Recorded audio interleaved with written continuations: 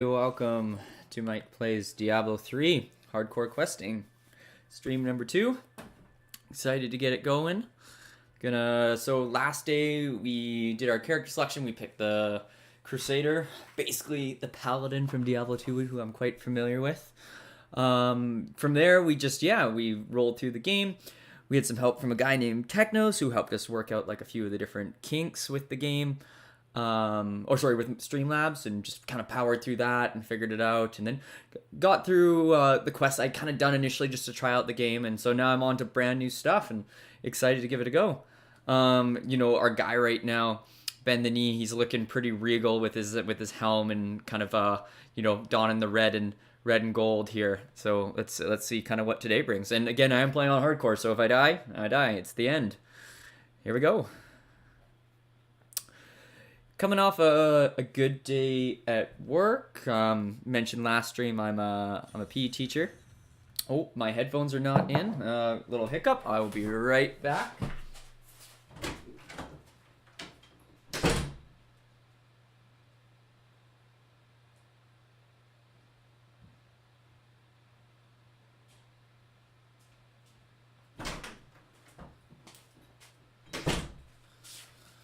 Little hiccup there. I'm still getting used to streaming. It's it's my first time here, or second time streaming, and it just like anything, it takes some getting used to. So I'm trying to set up all my stuff and the headphones and run in the room and grab it. But I guess that's part of the experience, is just kind of getting used to everything. With the sound coming out the speakers, I don't think it's ideal. Now, the first thing I know is popping up here is we've got our scoundrel asking what skill he should be using. So he's got, Alright, people are talking, I don't really care what Templar's saying here. Alright, so he's got poison bolts and crippling shot, range attack, okay, solid. Let's go with poison and vanish. So the scoundrel vanishes in a cloud of smoke when injured, reappearing after 4 seconds. While vanished, he will heal himself 1,056 life. That's pretty good. So he can't die, or hard for him to die. Dirty fighting, blinds nearby enemies. I think that's more beneficial to us. He liked that one. Alright. So we've got that. So beacons placed on pedestals. We were supposed to place some beacons on some pedestals, and we'll see how that goes. Alright. So we're getting it. We're going to head into the slaughter, or we're going to head through to the Crypt of the Ancients, which I think is where we left off last time. How's our inventory looking here? That is not inventory. I still think the sword, every time I see that for skills, throws me off. Okay, we've got a few things to get checked out here, so let's go to our boy DC, or his big old book over here. Again, something that we learned last time was you don't get Deckard Cain to identify things, you just get them identified yourself. Alright. So, we got a sword. Okay, let's go to the shop and get all those things sold off, and we'll go from there. Alright. And we've got our... Okay, let's see what we got here. Where's equipped? Yeah, we really need the shield for some of the paladin stuff that he's got going on. Alright. Okay, we're going to sell this one. I think we're actually going to equip this. Sell off this one. We do lose the thorns, though. +1 to maximum wrath. +1 thorns, yeah. Alright, I'm going to keep that for now. I'll maybe hang on to that and see. Okay, we've got a few choices here. Toughness, recovery. I think I'm going to throw those on. Oh, that's weird. Okay, maybe we'll hold on to those for a minute and see. Two-handed flail, not as good as what we got. Spear, not as good. Magic shield, definitely not. Pants. Got a couple belts here. It's about the same, but we don't have the regenerate life. Nope, not as good. Alright. So as we're doing this... Ooh. That is pretty good. Does not help us a ton, though. I still like that legendary helmet. Plus it looks like a crown, so I don't know. I'm going to keep that going, I think. Magic flail. Yeah. Oh, we've got a mace equipped right now. Oh, okay. 25. Yeah, not as good as what we've got. Gloves. Alright. And a Shadow Bauble, which is for the Monk. Which I don't think we can really use. So I think I'm just going to toss that guy too. Okay. Sweet. We are ready to go. Oh. Yeah. Whew. Alright. Just kind of getting all that reset. Diving back into it here. Alright. So, left off in the crypt. So we need to place some beacons on pedestals. So we'll figure that out and see how that goes.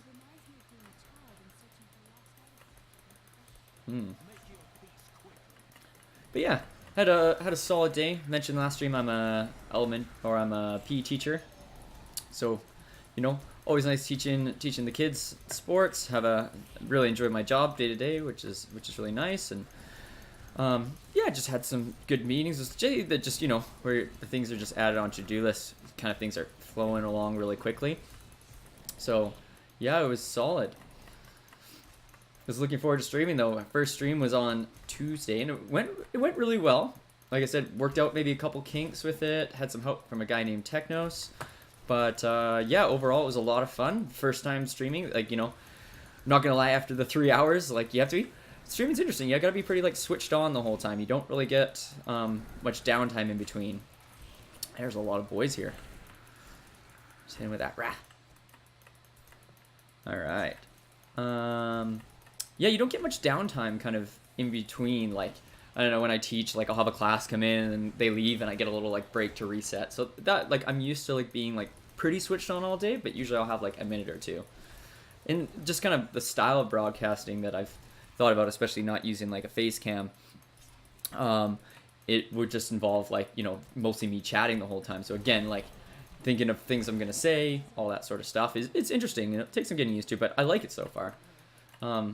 Talked in the last stream a bit how, oh, we got a ring after I bought some rings. It's really loud there, conversation. I'm just gonna turn it down on my end. Oh, that's much better. Okay. All right. Reduces all resource costs. I'm not sure what Thorn's damage is. Has anyone in chat? Anyone know what Thorn's damage is? Feels like what I've got right now is probably better, but I'm not 100% sure. Yeah, chat, if anyone knows what Thorn's damage is, let me know. I'm still new to this game, kind of working out some of the details, figuring it out. But yeah, really enjoyed the first stream. It's nice to get back to playing video games, and something I haven't done as much in the past or the last few years. I talked about that a lot on the first stream, just kind of, you know, my life went maybe a little bit of a different direction in that regard. Just found I used to get like really hooked to video games, and so except for like socially and in person, like I kind of cut it out of my life. But I don't know, I think I'm just kind of ready to get back into it, give it a shot. I'm just interested in Twitch and, you know, being part of like a community and engaging in different games and trying out different stuff. I'm pretty keen to stick with Diablo 3. But yeah, it seems good. This is the way we came in. I just ran around in a circle. All right. I'm not sure what I'm supposed to be doing right now with this pedestal. It says place. Okay. Let's maybe go out that gate or through up out of here and then see. Oh, there's a little arrow there. I think there's some little like Diablo 3 does have a few things that kind of point you in the right direction. All right, so we do have a little arrow in the bottom left corner there, so that's solid. Yeah.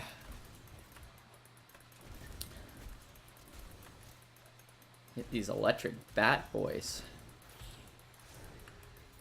Nice.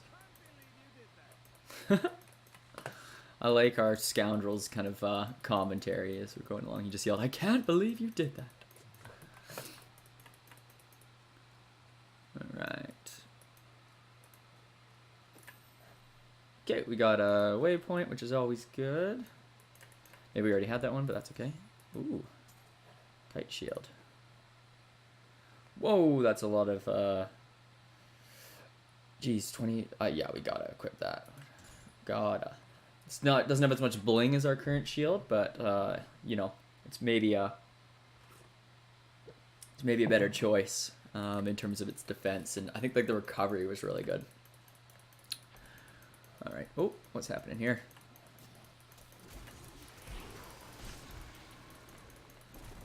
Nice. This flail is wicked. Just the arc he's swinging in is crazy.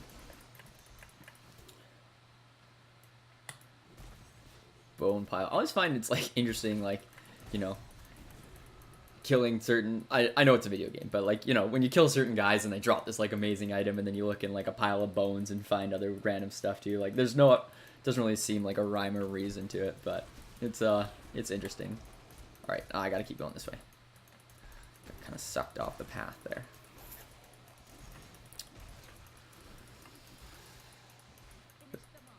But yeah, my first stream went well, and I'm supposed to have another stream on Thursday.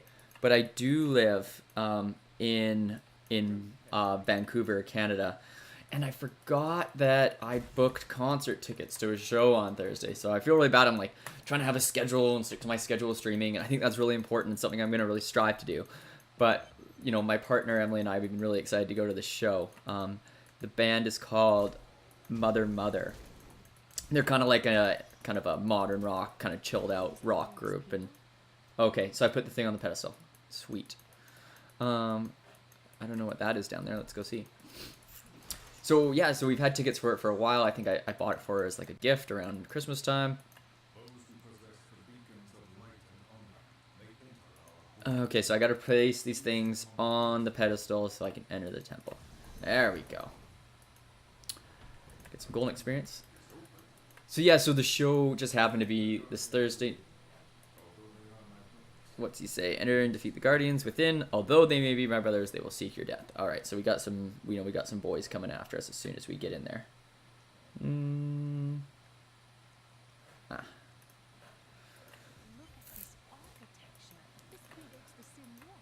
Drowned temple. So yeah, so excited to go to that show.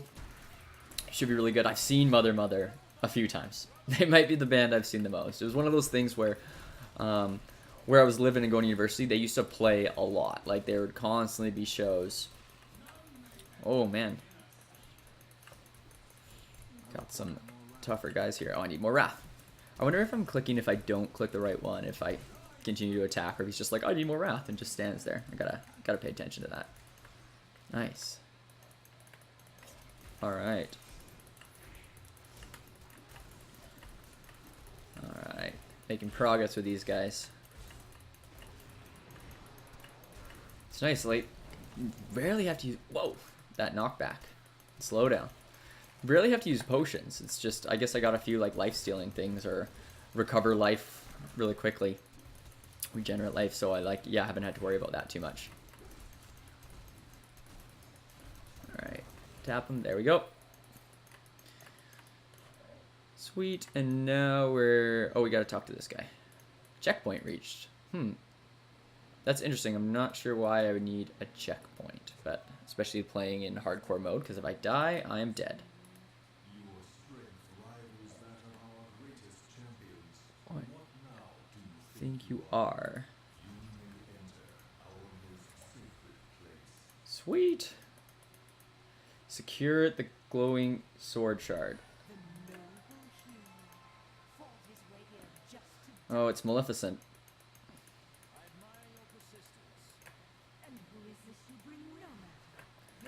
Alright, got some dark zealots.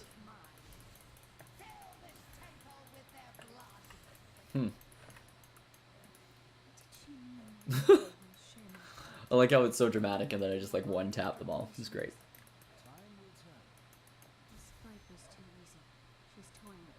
Get the glowing sword shard. Yeah, okay. At least I was the only one that thought it was easy. The Princess Leia was like, oh, it was way too easy to fight. She's messing with us. Ooh. Two-handed. Nah, get out of here. Two-handed, we need that shield up.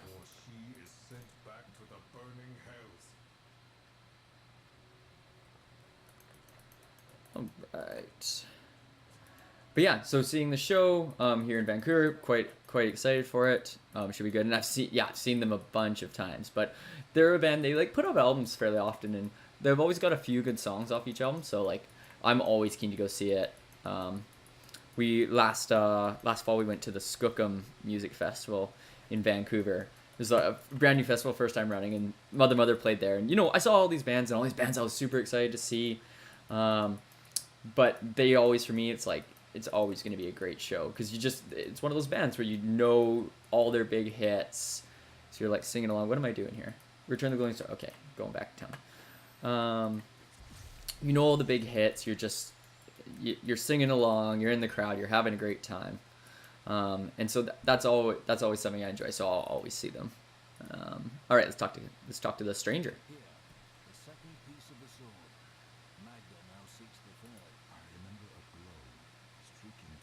A fishing village. All right. Oh, I noticed that ferry. All right, so I got to take a ferry. Interesting. So I wonder. It's interesting leaving.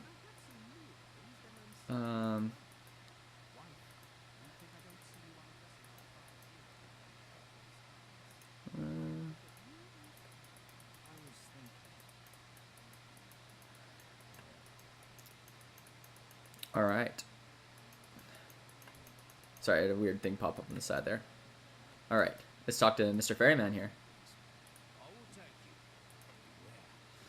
Ooh, so this is interesting. Changing villages or like kind of hometowns within an act is new for Diablo, if I believe. Like it was always just like Diablo 1, you just had your original hometown that you're just in Tristram. That was like your checkpoint. In Diablo 2, each act it changed, but Diablo 3, like maybe in each act there's going to be like multiple kind of like home courts, and that's cool. That's a good twist. It's kind of I've still been curious, like other than like game mechanic stuff, how they're switching it up between 2 and 3, and yeah, this might be a good change. Oh, never mind, this is not safe. I spoke too soon.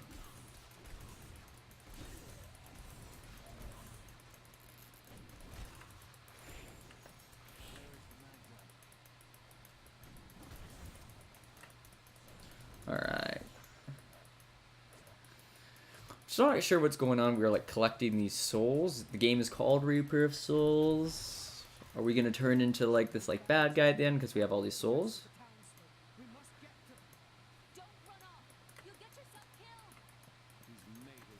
Alright.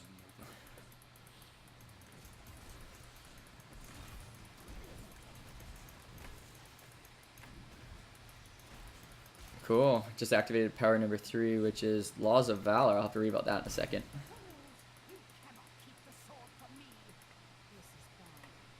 Not Loon.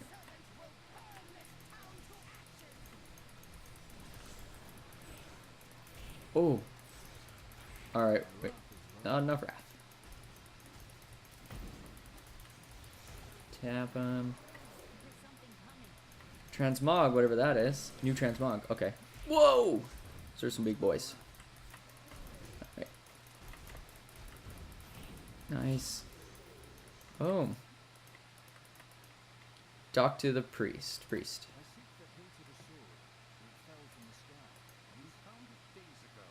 Wish we never brought it here. Alright, so he knows where the sword is. We gotta go get it from. He wants to get rid of it. Where am I supposed to go? Into the cellar? Into the cellar. Alright, let's see what we got going on here first. Two-headed mace. Not as good as what we have. Close to a wash, but that's alright.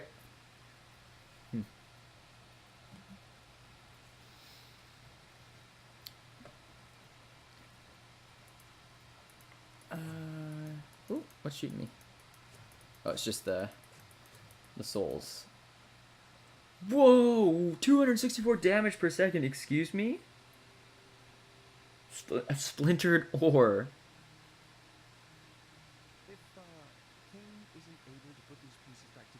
Required level 50.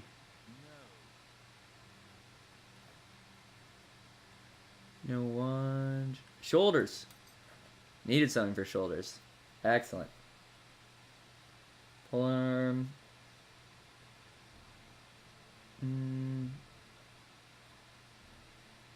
Two-handed, nah.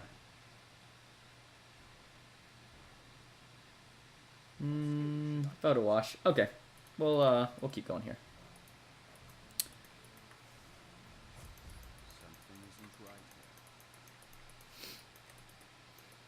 But yeah, alright. Oh, sword's gone.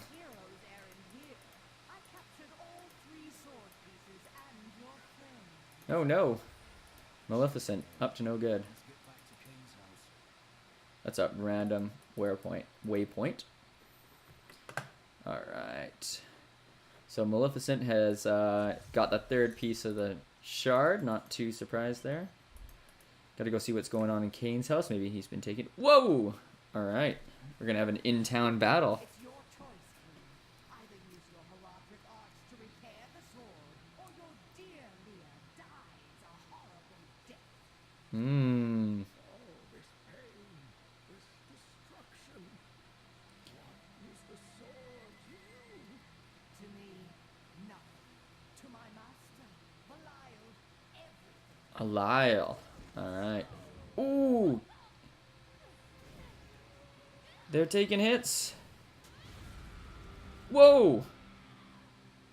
Princess Leia, secret powers. You win this round, but if the sword cannot be mine, I'll claim the one it's bound to. In the end, the Oh no. shall be mine. Why are we not doing anything?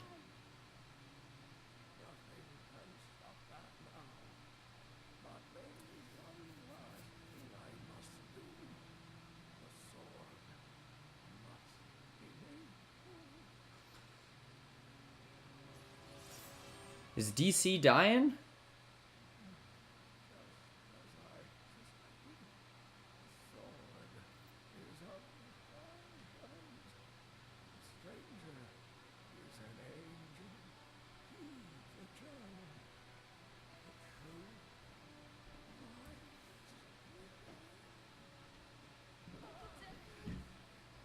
Oh no! Is this like the scene when we walk in? Because if not, if we just stood there and were useless during that. Seriously? Okay. Well, I just ran in there. Why didn't he like fight or do something? So like basically, Kane is dead. Or so we consider, or think. The freaking Star-Lord, Angel Boy, falling from the sky, he's gone. What a disaster. I'm sorry. It is hard to see someone so close. And her master Belial. Belial. Ah, not Baal. Belial. From the heavens as the shadow rises. Sounds like bile. The stranger is the key to all of this. We must bring him the sword. When my power erupted, I saw into Magda's mind for an instant. She's fled to the So she's got some like telepathy power where she can like kind of see what's going on. That's kind of cool. All right, so we don't have her with us anymore. We need to go to the caverns of the Kane above Wortham. All right, Kane is dead. On the crusade, I have seen many friends fall, but it never gets easier. I will honor his memory through word and deed, and the first deed is to rescue that angel. The Coven have taken him through the caves above Wortham to the Highlands. So we got to go try to rescue the angel boy, give him back the sword. I'm still confused with this like crazy freaking two-handed sword I got. Like, too bad I can't equip it, obviously. Which is fair, you need to get to a certain level, but yeah, it's nuts. Alright, let's go sell off some stuff, and then we'll go from there. I've dug up some new things for you to take a look Okay, I'm gonna sell that. Sell that. Ooh, that's better. Let's do that. Sell that. 20 intelligence. Nah. Alright.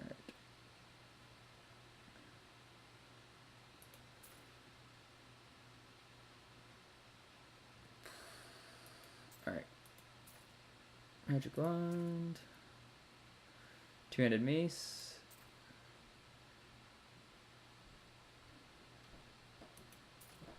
What should I And I'll keep that.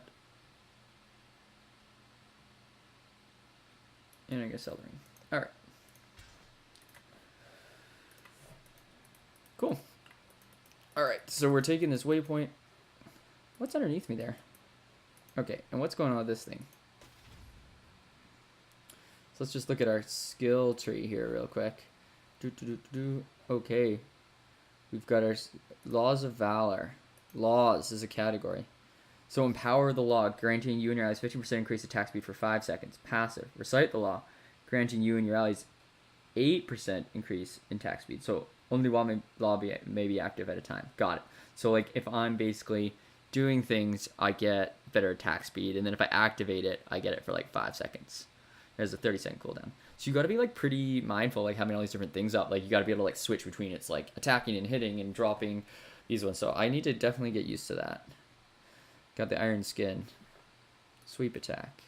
It's gonna take some getting used to. Blessed hammer. Oh yeah, we want to try blessed hammer. I don't know. I'm pretty keen. Provoke. Taunt on your bands. Nah, definitely gonna stay with that one. Okay. Whoa! I thought I was above that. Patience. Alright. Gotta have that cooldown time. Okay, I'm going to the chapel cellar. Sweet, let's do this. So, yeah, so I was saying I saw Mother last at this music festival, which was awesome. The music festival stuff was really good. Skoka Music Festival. It's always interesting. I think music festivals are about expectations, partially, especially it was a brand new music festival. So I went into it kind of knowing that not everything was going to be flawless. You know, they were going to have some issues getting things set up. Like, for example, there was like, probably could have had more bathrooms. But again, if you want to go to the washroom, maybe try to time it. Don't go immediately after a huge act finishes when everyone else is going to the bathroom, right? Or kind of look or go to a different area of the festival where there's fewer people and then you don't have to wait in the bathroom lines for like a million years. So I think that's something that's important to consider too. Yeah, but generally I thought it was really well run. They had great food trucks. The band, for like a first year festival, their acts were outstanding. Like the headliners were the Killers, Florence and the Machine, and then the Friday was a little smaller. It was like the Arkells, which are like quite a big Canadian band, which was cool. But yeah, tons of bands I wanted to see. Saw Greta Van Fleet comes to mind. They're, often get comparisons to Led Zeppelin, which is pretty crazy. Yeah, but it was great, and I love going to festivals. It's partially about the music and what you're doing, but it's also about like you're outside for a few days. It was beautiful. It was like right in Stanley Park in Vancouver, close to the water. Had amazing skyline views, mountain views. What's this guy saying? All right, so we're going into the caverns and doing stuff. Oh, all right. Sweet, let's do it. Are we certain we want to go through these caves? Something is not right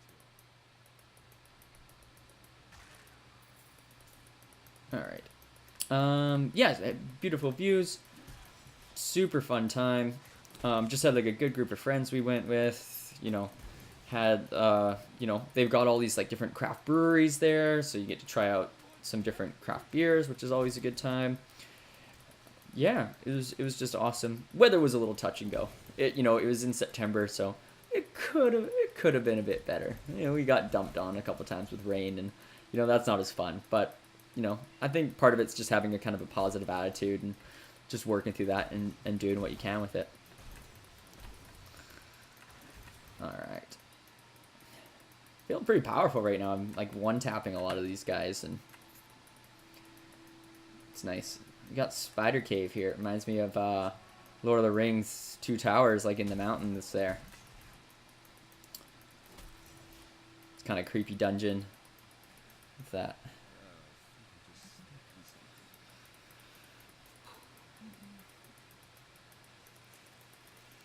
Oh. Nice. That hammer's pretty good too. nice for if I got a bunch of guys around.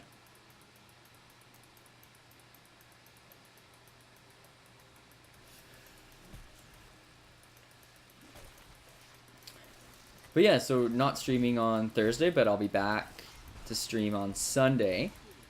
And looking forward to that. Still kind of getting, like I said, kind of getting used to everything. Like, trying to figure out the best way to kind of like see chat and manage chat at the same time, whether it's a single monitor or a double monitor. Technos last time was kind of giving some suggestions. I downloaded Chatbot. I was trying to like figure it out and kind of sort through it and see, but I like still it's hard until you're like actually streaming to see how it works. So I just ended up I've got the Twitch dashboard going. Like kind of the live section of the dashboard just to kind of see all your stats and things and what's happening. But yeah, so it's kind of working through some of that, and then had some issues just with like YouTube. Was trying to upload video to YouTube, and I was trying to download it, edit it, and I was getting used to the editing software, and just kind of ended up saying, let's just do the Twitch VOD or Twitch VOD, and so I just went. Is this the right way? No, I got turned around here. So yeah, so just downloaded the Twitch VOD, and yeah, again, I was like fiddling around with it, so I ended up just sending it straight from Twitch to YouTube, but then I just checked it and the quality wasn't super high, so I think a lot of that stuff will just take some time to figure out and get used to.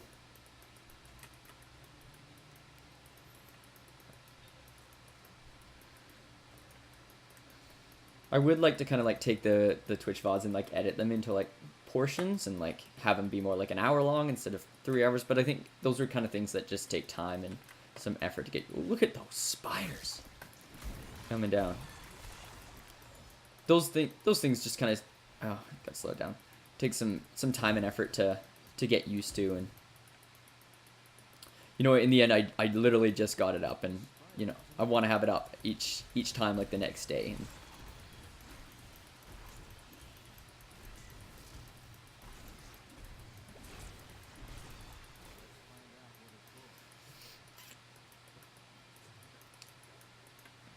I think a part of this experience too is just like, in a way it's like learning a new skill, right? Like I'm getting used to all this new, where did that guy go? All this different like technology, like getting used to like Streamlabs and video editors and Twitch and YouTube and kind of like managing all those different things. Working with like a mic, kind of like, come here, Treasure Goblin, get him. Prime Rain. I don't know what that is, but it sounds pretty good to me.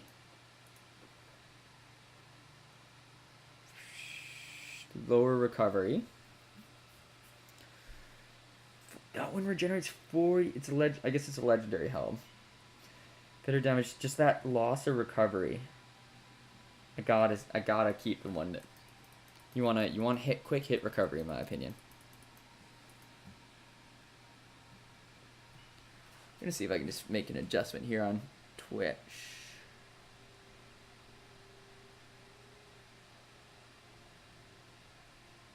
Don't like the way this is laid. Oh, yeah, that's better. Okay. Oh, that's much better. Okay. I just wanted to like move stuff around so I can see like if you have any like your views and if you have any viewers and all that kind of fun stuff.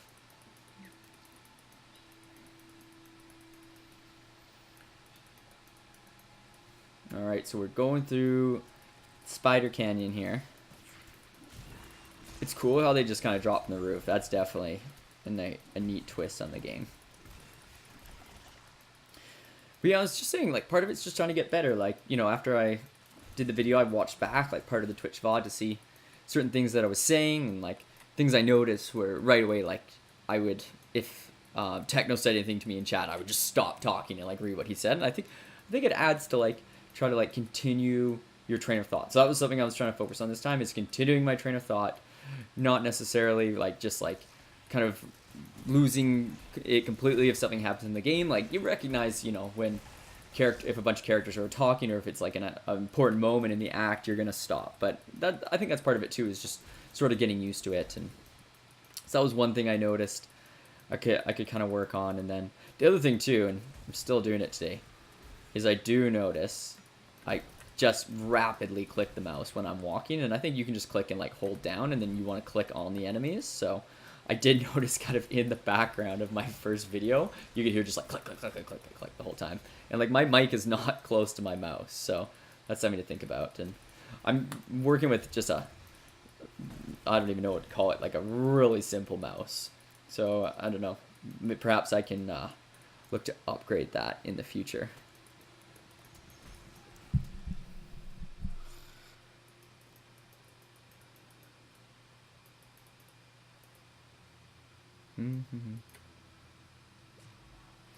Ooh, experience gain increased by 25%. Let's go kill some boys.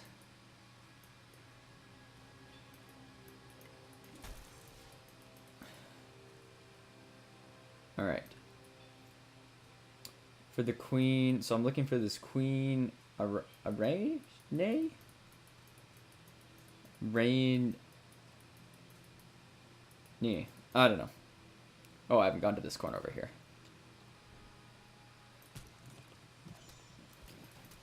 Alright, we'll find her. We'll find her. Ooh, yeah, I like that hammer. That's solid.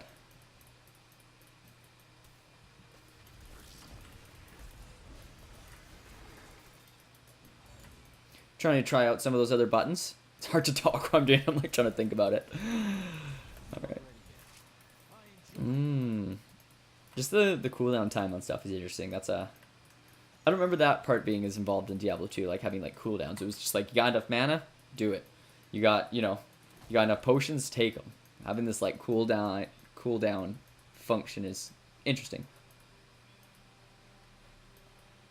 Just kind of changes the dynamic.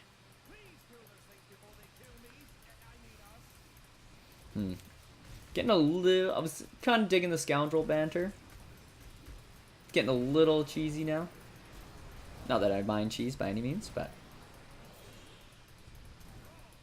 Maybe I have to kill all the spiders and then, like, the big mama will pop down at the end.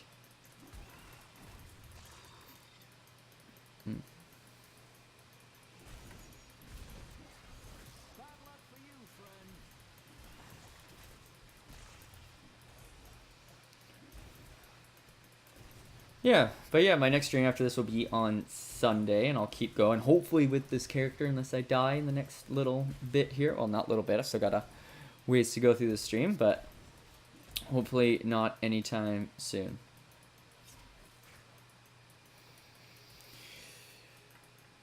One other thing with my streaming setup too is I'm thinking I might need to get a different chair. Kind of gone through a bit of a journey, if you will, with my back. So about a year and 3 or 4 months ago, wow, it's been a long time, I was at my partner Emily's family's cabin, which I talked about in the last stream, and literally I got out of the shower, was reaching for a towel, and something just like gave. Alright. Just something just popped, and it was just like excruciating pain. I couldn't turn my head to the right for like 2 days. I just sat on the couch and like in the hot tub and just like tried not to move a lot. And I brought it, you know, started going to, it was like, I don't know, it wasn't my best moment because I knew I should have got it checked out better. I went to the doctor and they said start going to physio, and I just started my like kind of a relatively new job. And I didn't have medical coverage at the time yet. I was in that like 3-month probationary period, so I couldn't go to physio, which was it was hard. It was really frustrating. Like I could have gone to physio, I just had to pay for it. And so part of it is like I'm a pretty thrifty individual, and sometimes I'm like like it'll heal up, and like I'm a PE teacher, I can just do like stretches and like exercises, and I can like do it myself. I'll recover, and that's got me through a lot of my life. But this was like a serious one, and I definitely should have gone in to get it checked out right away. So had some regrets with that. So anyways, I went in and finally started going to physio, and it was good. They did a lot of something called intramuscular stimulation, also called dry needling. It's like the kind of layman's term for it. Okay, I finished this corner, right? Yeah. Okay, here we go. Yeah, it's kind of the layman's term for it. And yeah, so basically they, it sounds super weird, but it's kind of like, if you know what acupuncture is, it's like that, but they go like way deeper in. And the idea is like to like kind of stick these needles, people might not like this, but that's okay. These needles like into your muscles. And it kind of just like, they almost like twitch and then give like a release. So it's like a really deep massage. Like massage, like even when they're going hard, they're only really getting the surface, and it kind of gets like right in there and releases it. And so it kind of worked for the time, but it didn't solve a problem. And it got to the point it was really bad, and ended up trying, I was trying massage as well. It wasn't really helping. Ended up going to a chiropractor, and I feel like that was kind of the start of getting things on the right track. Because it was just like I got things back in place. I just like had like better mobility. I didn't feel like so like jammed up all the time. You know, at that point I was stretching and doing exercises, and then I switched to a new physio, and he's a lot more. Oh, the other thing that happened to chiropractor too was one of the chiros there like pointed out my posture and basically said, "Your posture is just trash," and that's a hard one. Because it's like, you know, I've been sitting, standing a certain way a long time, but basically my back was always a little bit leaning forward, my head always a little bit forward as well, and that just like kind of pressure on my like mid back over time just added up, and it was just, yeah, it was not ideal. And yeah, and eventually that's what caused the injury, is what I think. That's why I was like reaching for a towel. It wasn't like doing anything crazy like going off like huge jump while skiing or something. It was just, nope, just reach for a towel. And it was like the, you know, the tipping point, right, where it like built up, and it just like crossed that threshold, and I was done. So I started to like trying to work on my posture, trying to sit up straight and work through that. I got different chairs. I did everything that I thought I was supposed to be doing, and went to this new physio though, and he kind of took a different approach. Rather than, you know, going in, he just kind of sticks the needles in your back, says you're done, off you go. He kind of like looks at everything, and like you know, he was looking at, I think the first thing he looked at was like my hip flexors, and I'm like, why is my hip flexors like affecting like my back? Like that doesn't make sense. But it's like everything basically between like your knees and your shoulders is like connected, and like if one thing hurts, like it can lead to other things hurting, and so on and so forth. And so he made some just like awesome deductions, and it's just kind of like helped me work through with like a lot of massage, a lot of stretching, a lot of different like strengthening exercises. And so I've seen progress. It's gone up and down. Right now it's manageable, but I'm thinking if I'm, you know, continuing to stream, I am seated for a lot of this, or I'm seated for this whole time. It's, you know, 3 hours straight, and I'm adjusting my posture as I speak right now because my legs were crossed and they're supposed to be flat on the floor. But it might be something that I need to kind of get sorted out. Ooh. She's in a web. Frodo! We'll save you, Frodo. Spider Queen's gonna eat her. Ooh. That is a big freaking spider. Okay, this might be our first like toughish fight here. Okay, let's pop that. Pop that. Keep an eye actually on health. Pay attention to what I'm doing here. Slowing us down right away. A lot of hit points, a lot of health.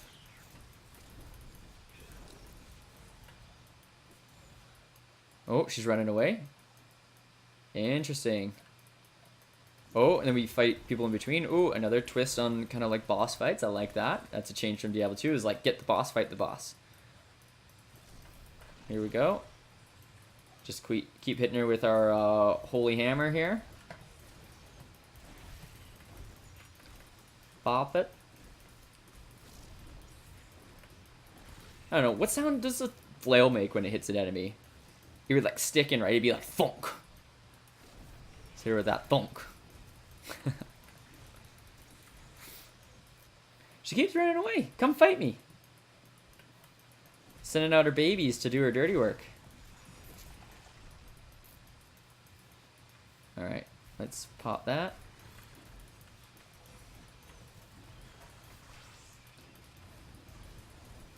And we'll pop that. Don't know if she's going to come back stronger at any point.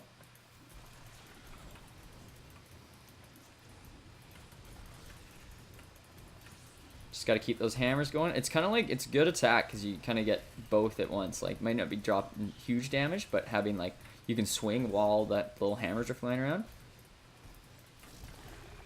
tapped her. Woo! Look at that drop. 4 rare items. I'll get to you in a minute. I'm looting right now.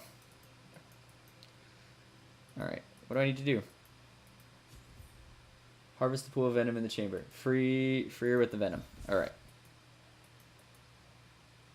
What's up? Love interest? I've not been paying attention. I feel like right when she's walking out, she's gonna get like taken down by like a spider or something.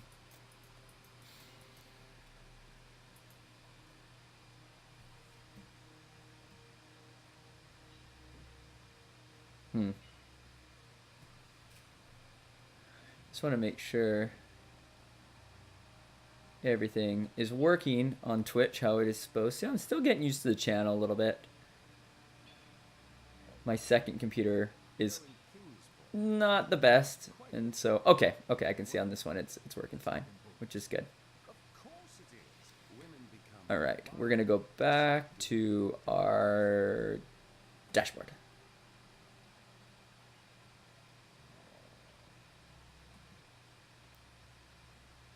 All right, we're on track.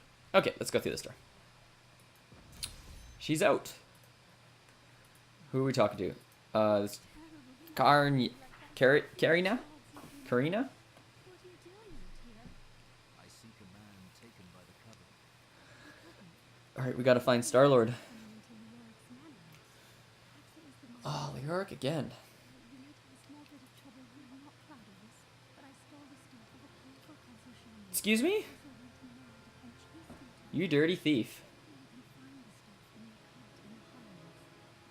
cart in the highlands. If I take it to the castle barricade, perhaps they will let me Okay, so I gotta find some staff, get through the barricade. Why can't I just go and fight them all? I guess I suppose I'm supposed to be like a good guy that like does what he's supposed to do. Find the castle staff. Okay.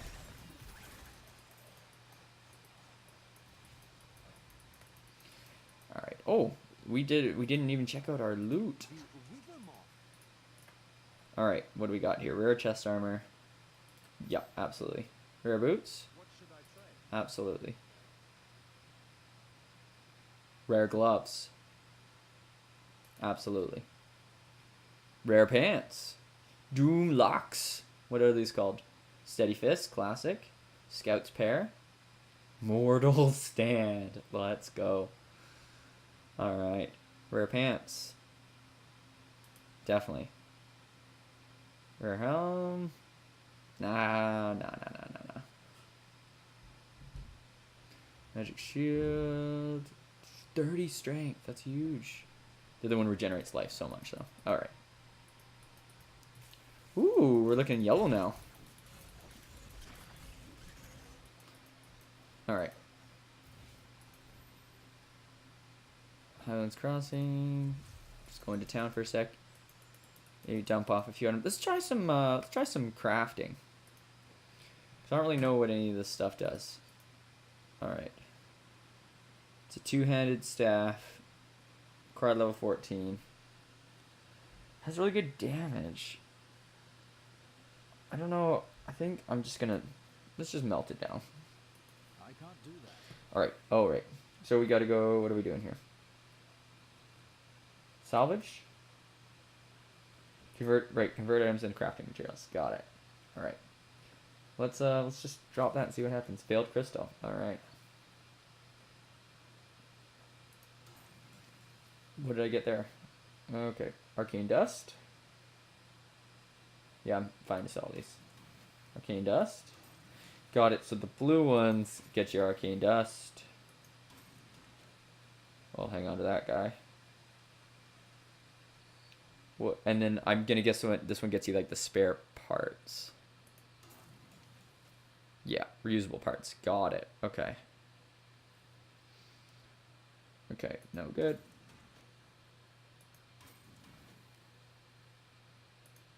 Okay, got it.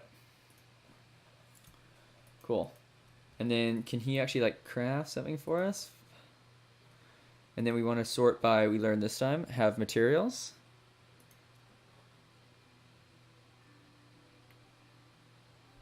What is this? Oh, it's a necromancer thing. Okay, we would probably be interested in something like a scythe. What's a scythe? We don't really want two-handed.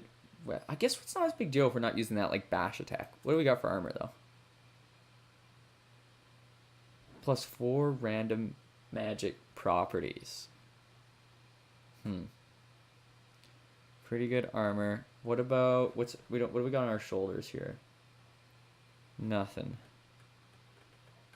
Pants.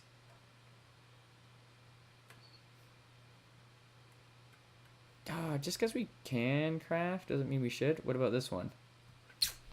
That's tempting.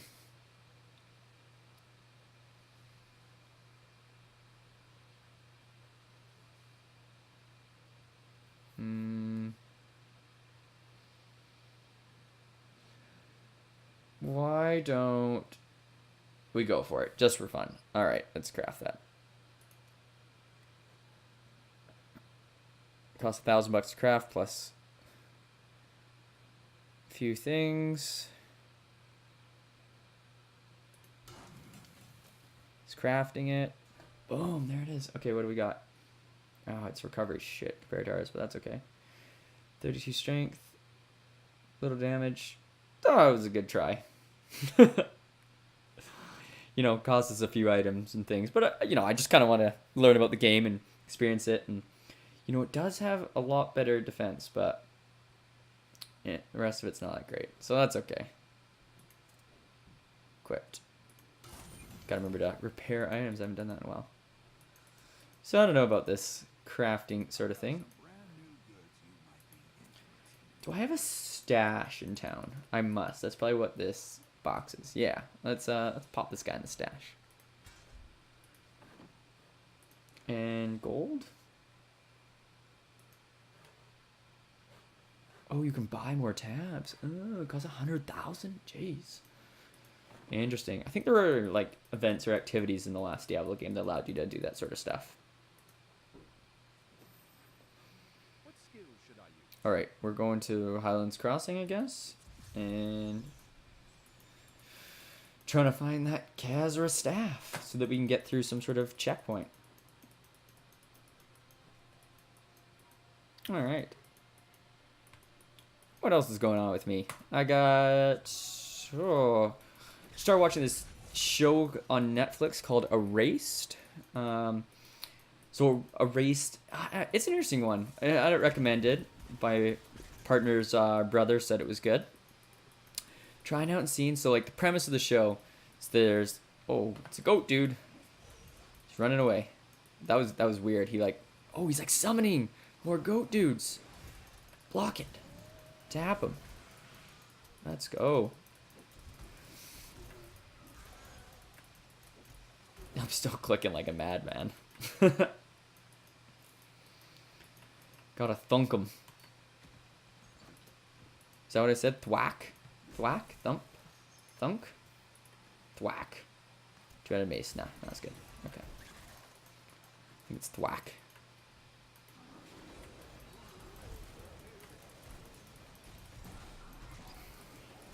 Yeah, let's check this. Not yet. Not yet? What do you mean, not yet? I don't know what this horse thing does again. Okay, I should probably finish killing these guys before I look at what my attacks do. Alright. Got it. Okay. No. What does this horse thing do again? When a celestial horse allows you to ride through enemies unhindered for 2. Oh, it's just like for like sprinting away. Alright. What's my other one for that? As funny as it is to pop this thing and you're like, woo, let's go. You just fly around. As funny as that is. And I enjoy it each time. I'm going to look and see what other options I got. Because I don't know if that is our best option. Oh. Whoa, that thing looks huge. A Highland Walker. Holy smokes. It's like an ant did steroids. I like killing these goat boys. Alright. Pop that healing well. What do we get here? We got a magic belt. 18 intelligence. Generate life. Yeah, I'll keep it. Alright, I'm not sure. So we're off the path. This is the path. Follow the path. Oh, I missed some loot. If I learned anything from Diablo 2, Diablo 1, just follow the path. All works out. Oh. It's interesting. I'm not sure what these boys are summoning. It's like got fire on the ground there. It's kind of moving around. This one looks different than the last one. Maybe it's just like, oh, maybe it's just the angle.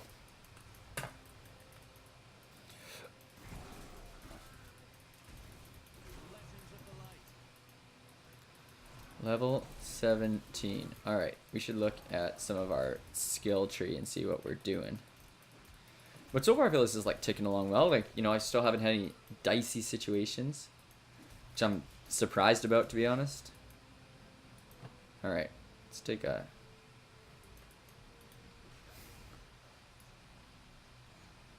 trying to... I guess it like hones into them. I guess that's the idea of it. Chain leggings. Even if they're basic, curious. Ooh, look at that. Pants, chain leggings. Still not as good. Wonder, like, it shows all those negative stats, and, you know, the bud who was supporting us last day mentioned that, you know, just look at those stats at the bottom. But I always kind of wonder, like, what does armor do, right? Like, is armor an important stat? Just like general defense, or maybe it's just one of those ones that's listing like recovery or toughness. Like, there's our damage. That's a lot of detailed stats, which I don't really feel like reading through all of them right now. And we got a guy over there, but let's just take a quick... Let's just take a quick look at skill tree. Alright, Scoundrel, what are you doing? Ooh, he's got a level 15 skill. Range attack that explodes on impact. That sounds pretty good. Multi-shot.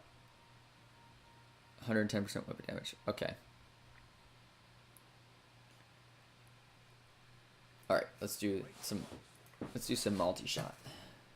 And what are we gonna do? Alright, skills. Oh, I've missed like 2. Slash, we have Smite. Smite enemies up to 30 yards away with holy chains that deal 175% damage. Okay, Justice. Hurl a hammer of justice at your enemies, dealing 245% damage. Holy smokes. And you get 5 wrath? Oh, there's more. Okay. Let's just rock that guy. Punish, we've got a rune called Celebrity. When you block with... Nah, I don't care. Alright, accept. Blessed Hammer. What's going on in Bash? Target monster is stunned for 1.5 seconds. All monsters are knocked back. Okay.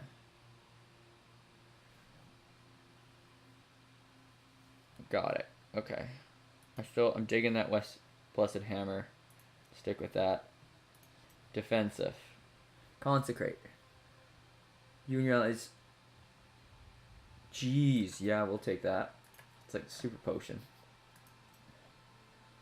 Provoke. Let's look at what's going on with provoke. That's why I changed it, because like I don't really want to draw enemies. Sorry, I had my hand in front of my face. I don't want to draw enemies to me right away. I probably want to stick with speed just because it looks cool. That's literally the only reason. And laws of justice. Empower the law granted you and your allies. 119 increased resistance all elements. It's like the law granted you. Okay. Attack speed. I'm gonna stick with attack speed, I think. Got it. Okay. Alright. We're dialed. Let's do this thing.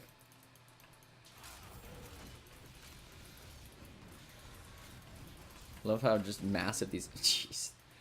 The graphics upon death are definitely interesting.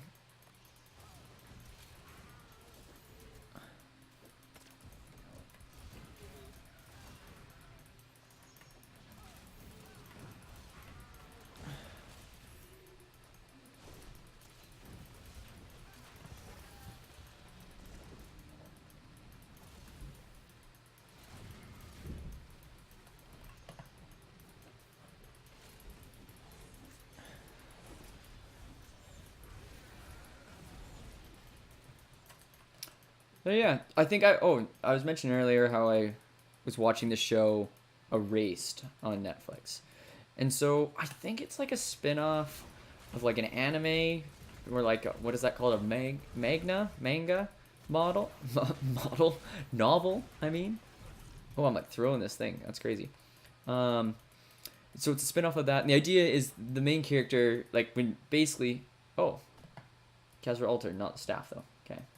Um I think basically the idea of it is that the main character, like, whenever something bad is about to happen, he like turns back time like 30 seconds and then can like has one shot to fix it. And so it kind of jumps into him being like in his like late 20s. I'm gonna start spoiling the show, so if you're interested, if you're watching this, you might want to just hit mute. I've only seen like 3 episodes though. And so so he can jump back in time 30 seconds. So it jumps into him like he's like his late 20s. He's, you know, maybe not as successful as you can tell he kind of like had hoped he'd be in his life. And so, you know, it shows an example of him like saving someone, but basically like some stuff goes down. You kind of see this one dude kind of following them a little bit and ends up killing his mother. And it looks like he's kind of been framed for her death. And so what he does is like he goes and like instead of jumping like 10 seconds back through time, for whatever reason, his power jumps him back until he's like a little kid. And so it's like him as a little kid, and when he was a little kid, like all these murders or kidnappings happened that whoa, two-handed mace. Why don't we just try two-handed for a minute and see? We'll see. I get a bit more damage. We'll see how it affects it. All right, we might come back to those though. Just see. Well, that was pretty cool with the big mace too. Yeah. So you kind of see how he was affected as a kid, and like how he basically wasn't able to prevent these 2 kidnappings, which is which was kind of nutty. And like a friend of his got like framed for them, and it was all this stuff. But it's interesting. He's like a 20, late 20s or maybe mid to late 20s man in like a 7-year-old's body, and he's like trying to prevent these kidnappings. Now it's done. I don't know. It's interesting. So it's done, I think, trying to be authentic to the like anime that it comes from. And so there's a lot of probably in North America we describe it as like overacting. So it's just like very facially expressive. Maybe part of it is I just notice it more because I'm like watching it with like the English language version on rather than subtitles, but it's just like it's a lot sometimes. But that could be the actors themselves. It may not be what they're intending for the show. My attack speed seems a bit slower. That's the thing with this like attack, but I am hitting for a lot, which is good. So that's the one part. The second part is like I keep expecting him to like comment being like I like just reference the fact that he's like has like a 29 30-year-old mind, and he's just very focused on like stopping these kidnappings. So I get that. And I can see that perspective, but he's never just like, hey, like I'm 29, I'm like used to going out and kind of doing what I want in the evenings, but instead I've got to go home and like hang out with my family, and so that just like never comes up in the show, which is I don't know. I guess again I'm only like 3 episodes in, but you'd think it would. In my opinion, you think it would kind of that would be like if I went back to being like 7 years old. I don't know. It's interesting, and then he kind of has this like it's like almost a love interest with like a girl that's also that age, and like she's one of the ones that's supposed to get kidnapped, so like part of it he's trying to keep her alive, but then part of it they're like going on a date, and I don't know, maybe he's keeping it in perspective, maybe he's not. It's kind of intriguing in that sense. So like maybe the interesting acting style, if you will, kind of like balances out the stuff with the family, or just with the girl, and kind of just the plot seems it's interesting, it's engaging, but it's definitely in that like kind of Japanese style. If you've ever seen Japanese movies before, I would consider it in that category.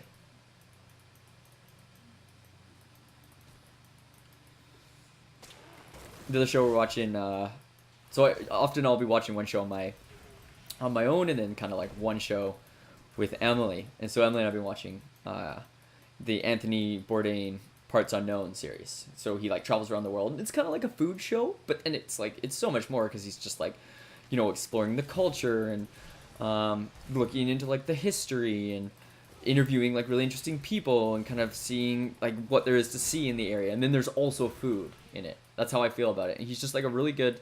Anthony Bourdain's just like a top tier journalist. He's just like entertaining, funny. He really knows his like limits though, where like if they're like you should do this thing and he doesn't want to do it, he's just like nah, I'm not gonna do that. But if it is something that he's like keen to do, he's 100% doing it. For example, go down the Congo River in this like sketchy boat, kind of crazy. He's all in.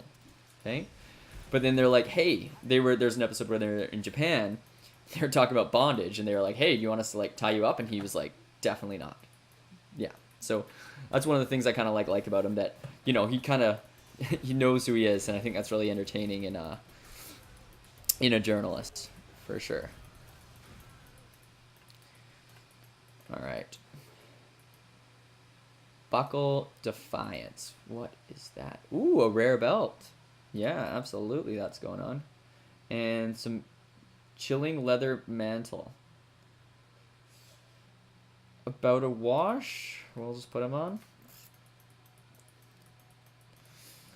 All right. So we got our boy here, Bend the Knee. We got a scoundrel assisting him.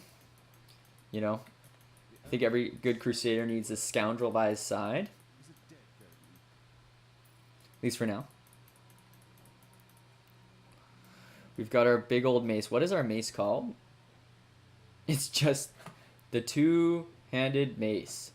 2HM or THM. Thumb? We'll call it Thumb.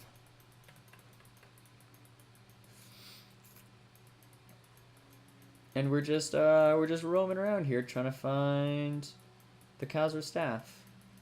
And I think we're just kind of looting down here. I don't know if it actually pointed for us to come down here, but that's okay. Always, you know, gotta have that loot time. Go and find that gold, pick it up. Never know what's gonna go in come in handy. All right, we got a hey, we got narrowed down. We must. Oh, it just shows that. Okay. Experience gained by 25%. Let's go. All right. Hit him with that thumb.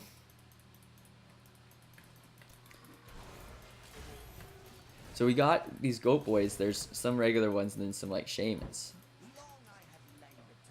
I think I'm okay. I don't know. These like little lore books, like good in theory. I see what they're trying to do.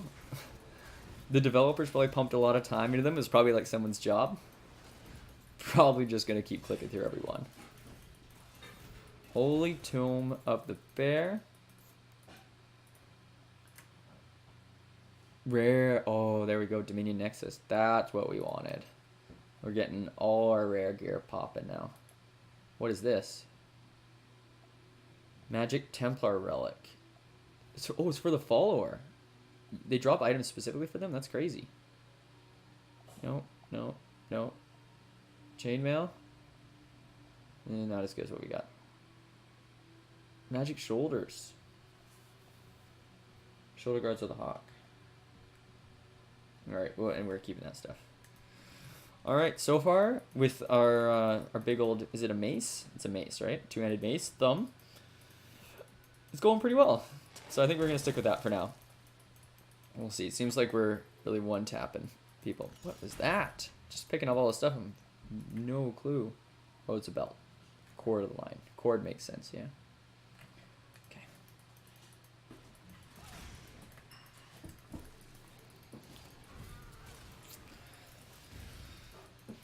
So I mentioned Emily and I, yeah, watching that show together. Emily is my partner. We've been together 6.5 years. Met while we were in university, or like right at the end of university, basically. And she's great, and so like we've been together a long time. And last summer when we were down we did a little summer vacation to Curacao, which is an island in the Caribbean. Really beautiful, nice spot, great diving, nice beaches. A little less touristy than, you know, some of the other spots. It's a Dutch colony, really cool little town area. yeah, lots to do and see. Really enjoyed it. So like I knew I'd planned to do it down there. So I oh, that's a big, whoa! Look at that loot. It was worth it to come down here if we get some good stuff. Let's see what we got. Rare shoulders. All right. Not as good overall change. So we're gonna keep what we got. All right. Guard defiance. What else did we just drop there? Rare pants. Strength 18, vitality 9. Yes, let's do that. It's for a follower. It's for the scoundrel. He needs one more level and then we can equip it for him. A rare ring. Oh. Beautiful. Okay, let's look at stat changes. Yeah, definitely gonna throw it there. Alright. That was solid. Alright, we found some good loot in this Cave of the Moon Clan. But now we gotta get out of here. I was hoping to have one of those like portals back up to the top. I did quite like that, but I think we're gonna have to run this one back out. It's alright, not too huge.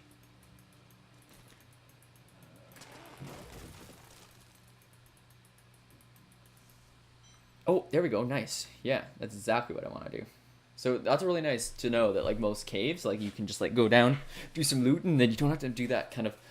It's not a huge deal, but it's a couple minutes of your time that you're just kind of running along, not really doing anything, just trying to get back to the starting point. All right. But yeah, so we got up on the day of, and Emily and I kind of. What the heck is this? Dark magics. Yeah, no kidding. He's got his dead goats around. Spirits now. Dark magic, too late. I control these spirits now. Alright. It's a ghost. Summoner's Journal. That was weird. They got some weird stuff in Diablo. But I like it. So it's been fun so far. I'm enjoying kind of running through this game again. The Scoundrel and I are the same level. That's interesting. Alright.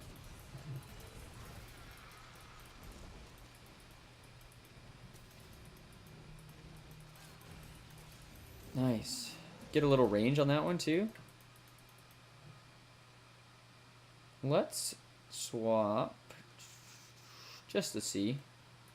Oh, I wanted to switch Justice for Smite. I remember Smite back in Diablo 2 was sick. Sure. Throw some Shatter on there. Let's just see the difference here.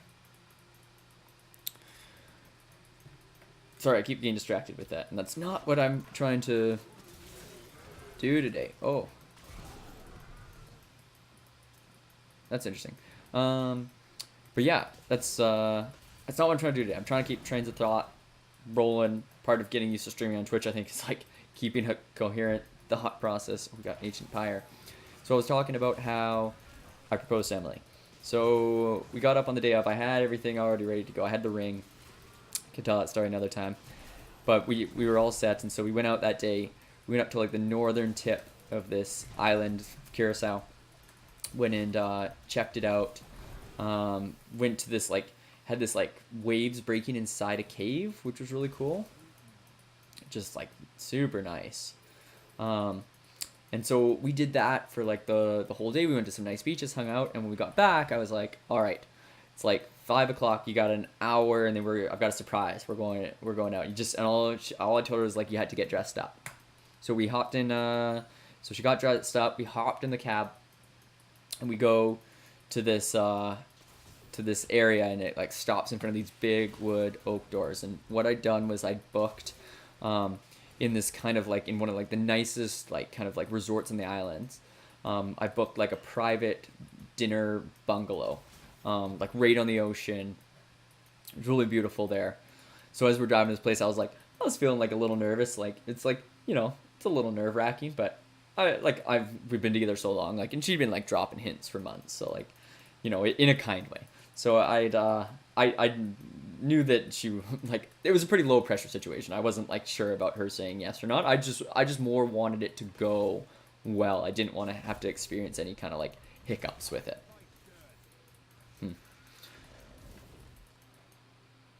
Smite doesn't seem that great. I don't know. I might just switch back in a minute. It feels really slow. Maybe it's just killing people so fast I don't even know. Ooh. Sorry, I'll continue that story in a minute. Yeah, I just do not like the feel of Smite. So I'm going to go back to that other one. It's just slow. It's just really slow. Want to be fast. There we go. Adventuring Ring. Okay.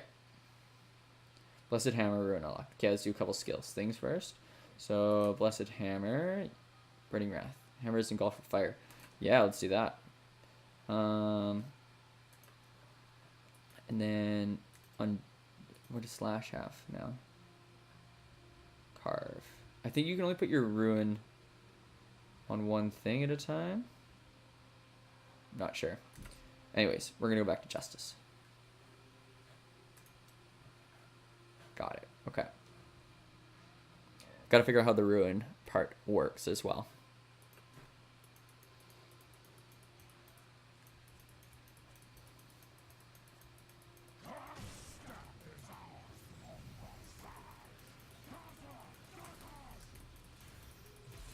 Nice. All right. So I gotta find. So I've made it through here. Must have got the staff that I needed, and now I gotta find. Oh, all right. Got a lot of voice coming in here. I'm glad I made some adjustments there.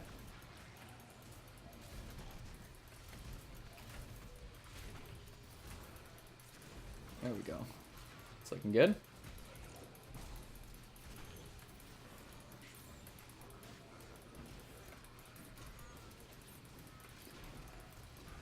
That was a lot of dudes in one area. Alright. Just a massacre. So, anyways, we roll up in the taxi. These wood oak doors go through to our like private bungalow on the beach. And the first thing I noticed is like I expected this to be like right on the ocean, but instead the bungalow is on a lagoon. And the plan was like basically just like go for a walk like just outside the bungalow and pop the question there like by the ocean. Now I'm like, I don't even like I'm in like in my head I'm in a little bit of panic mode. And I'm like, how far away from the ocean? Like, is it close by? Is it not? Like, do I have to walk down to this point? Is it going to be a nice lookout? And I just kind of looked around and like took a breath and saw that like where we were there was really nice. So we just kind of took a few steps outside the bungalow and then I got down on the knee and had a few nice words to say and popped the question and she said yes. And the rest, as they say, is history. Well, the only other part was, it was the reason I went to that place too was it was their like sushi night, and so the chef was making custom sushi and like came to our table, and sushi's Emily's favorite. So, yeah, that was a factor as well.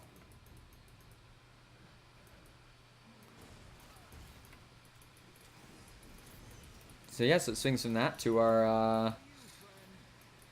It was great, and then since then we've been planning our wedding, getting married. Coming up here in May, so it's not too long away, and then we're looking at maybe doing a little mini moon, as they call it. It's in the middle of the school year, so I can't go away or like get time off or anything. We're looking for Finally Orcs Manor Courtyard. I think we gotta just keep trucking this way. What's this one here? All right, looks like we're generally on track here. I miss our little cheat arrow that we had. Oh, that range attack. Solid. Oh, I don't want to hear about that. Goatman Drum. So yeah, planning the wedding, doing a mini moon. I think we're just going to go, because Emily's like in the area for her work, but we're going over to Vancouver Island to just like a little resort there for a weekend. Kind of in the end of May, which would be nice. And then planning out our big honeymoon for the summer. We're going to be going to Italy is the plan. Been to Italy a couple times. First time went to Rome. It's amazing. Second time did the Amalfi Coast with Emily and her family a few years ago, and that was awesome, too. Both excellent experience. In case you haven't noticed, I do like travel quite a bit. That's one thing that has really bonded Emily and I over the years is our love of travel. So we're looking at doing a trip to northern Italy. So flying into Genoa, which is like kind of northwest coast, almost where Italy and France are touching. And yeah, from there we're gonna travel down the coastline, going to like Cinque Terre. It's all these little like villages, super beautiful, all the way along. Kind of continue on, kind of just pass through Pisa, see the Leaning Tower, and then we want to end up at this guy's still talking. Stop talking to me. We want to end up at the island of Elba, which is apparently like not super popular, but I have a coworker from Italy who recommended it, and she says it's great. It's kind of where the Italians go in the summer to get away from the tourists. So we were like, hey, that sounds like us. We don't want to be, we don't want to go to the most like popular spots necessarily. And Island of Elba was famous for Napoleon. It was one of the places he was kind of like held or imprisoned during kind of like the end of his after, I believe, yeah, it was after his like first kind of time ruling France before he kind of returned. That's where he was held and kind of like regathered himself and then went back to France. So that'll be really cool. A lot of I think historic sites there and things related to Napoleon. I've taught. I have a history degree as well. I'm a PE teacher, but I have a double major, and so I've taught the kind of French Revolution era quite a bit, and then that's obviously like post is the Napoleonic era. So I'm always like fascinated to learn more about that, and so that part will be great. And then from Island of Elba, just after having a nice time there, I think the plan is to travel through the mainland. I'm gonna turn down my game volume even more. I think that's gonna help me a bit. There we go. Yeah, just the game volume sometimes a little loud, kind of makes me lose my train of thought when it's like that sound of things dying constantly. I was wondering. I was like, I feel like I'm picking up a lot of stuff right now. Holy smokes! All right, let's TP up here, and then we'll deal with some of this loot. Successful loot session, and then we'll go from there.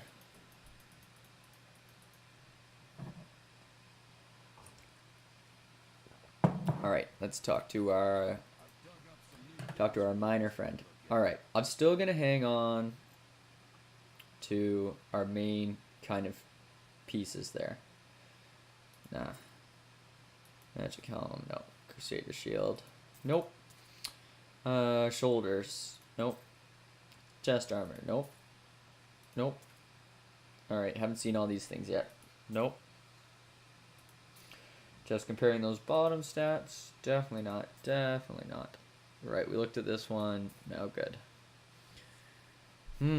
Faster recovery, less damage, less toughness. Yeah, it's okay. Rare pants, not as strong as what we had, or what we currently have. Alright, keep that rolling. Shoulders, nope. 50. Armor, shoulders, no. Magic boots, no. Shield, no. Mace, what's this one? 21.6 damage per second, because it's got that holy damage. No. Shoulders, no. Boots, no. No. Scoundrel rare token item. I need to give that to him. Magic ring. No.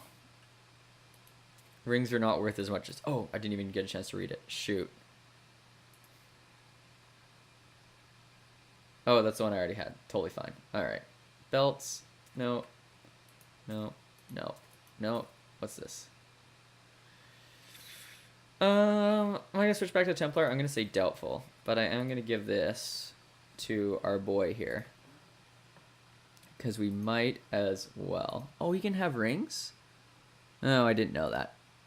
Where does this go? And he can do a neck too. All right, I'll have to keep that in mind. If I find more rings, I'll hand them off to him. Go from there. Yeah, so honeymoon. After we finish Island of Elbow, then we're gonna go up to Genoa. And not to Genoa, oh my gosh, what is that called? Place with the glass going, Venice, and do the canals and yeah, go and check out kind of the glass blowing and yeah, and then from there fly out. So it should be a really good honeymoon. Excited for that. At some point in the summer, we'll get that done and kind of go from there.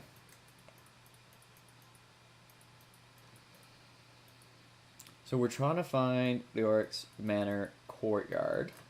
I'm gonna guess I deviated from the path. Classic error in Diablo. You just gotta follow the path. I'll be good. Hitting them with that thumb. Thumb. Nice. That holy hammer is just sick. You just keep summoning those. Like, it is solid. Kind of gets in a rhythm.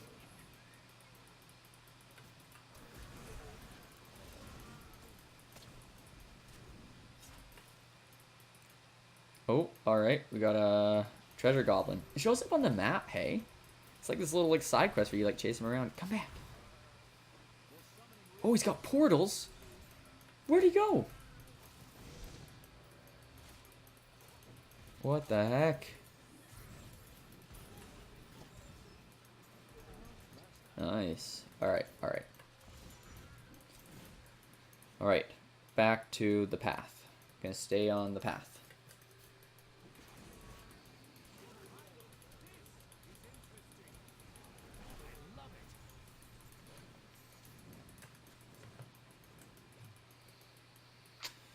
But yeah, mentioning just travel there, like, traveling's been one of my passions for a long time.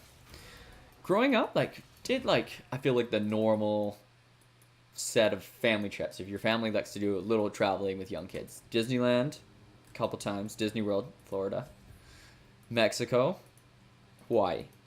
Were like the, kind of like my 4 kind of out of country trips I went on, because I'm from Canada, that I went on growing up.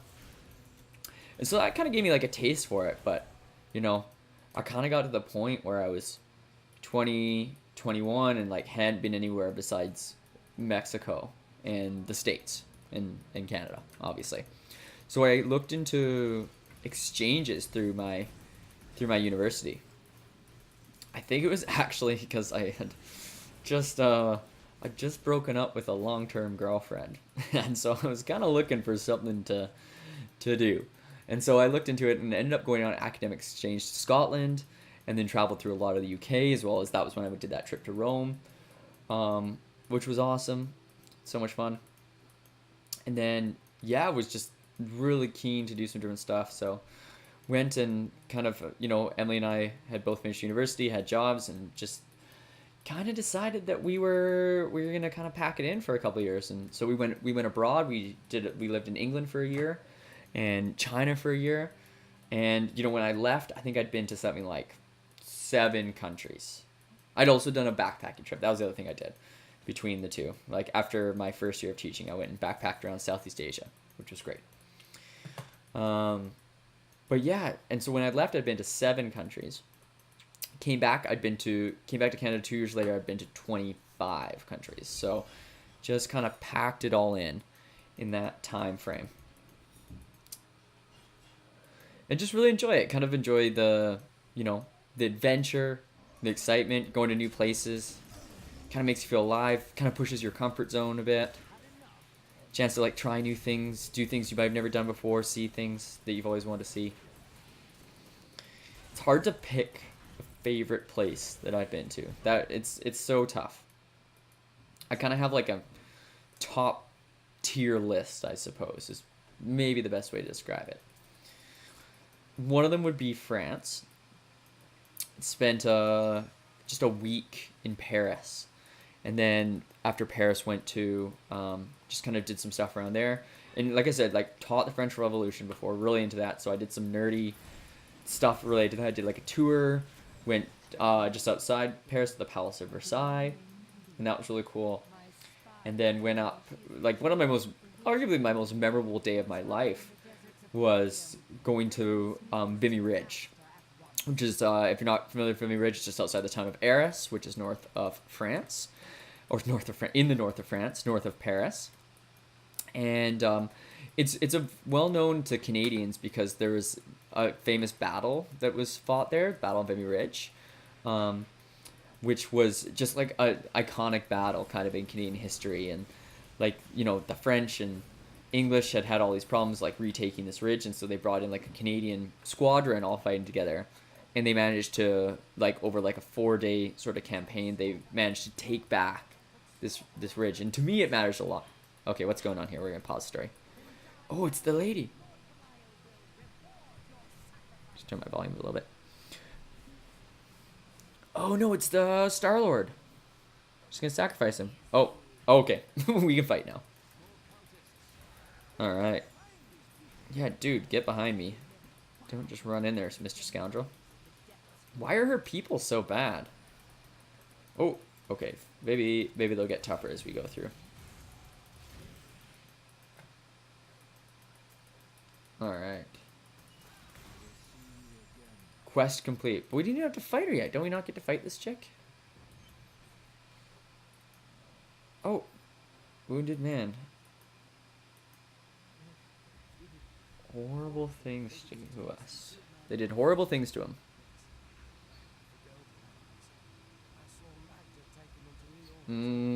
So we're just getting started here. You've done your duty. Now you can, Is he dead? He looks pretty dead. Alright, we're going into the manor here. You know, I feel like we're getting through this act. Like, if you look at the waypoints here, like, we're getting pretty close to the end. This is obviously the farthest I ever made it. One of my goals for Diablo 3 is to make it through Act 1 without dying. It seemed like a good kind of place to start, playing on hardcore mode. And, you know, if I get tapped and die, then I do, and we'll have to go from there.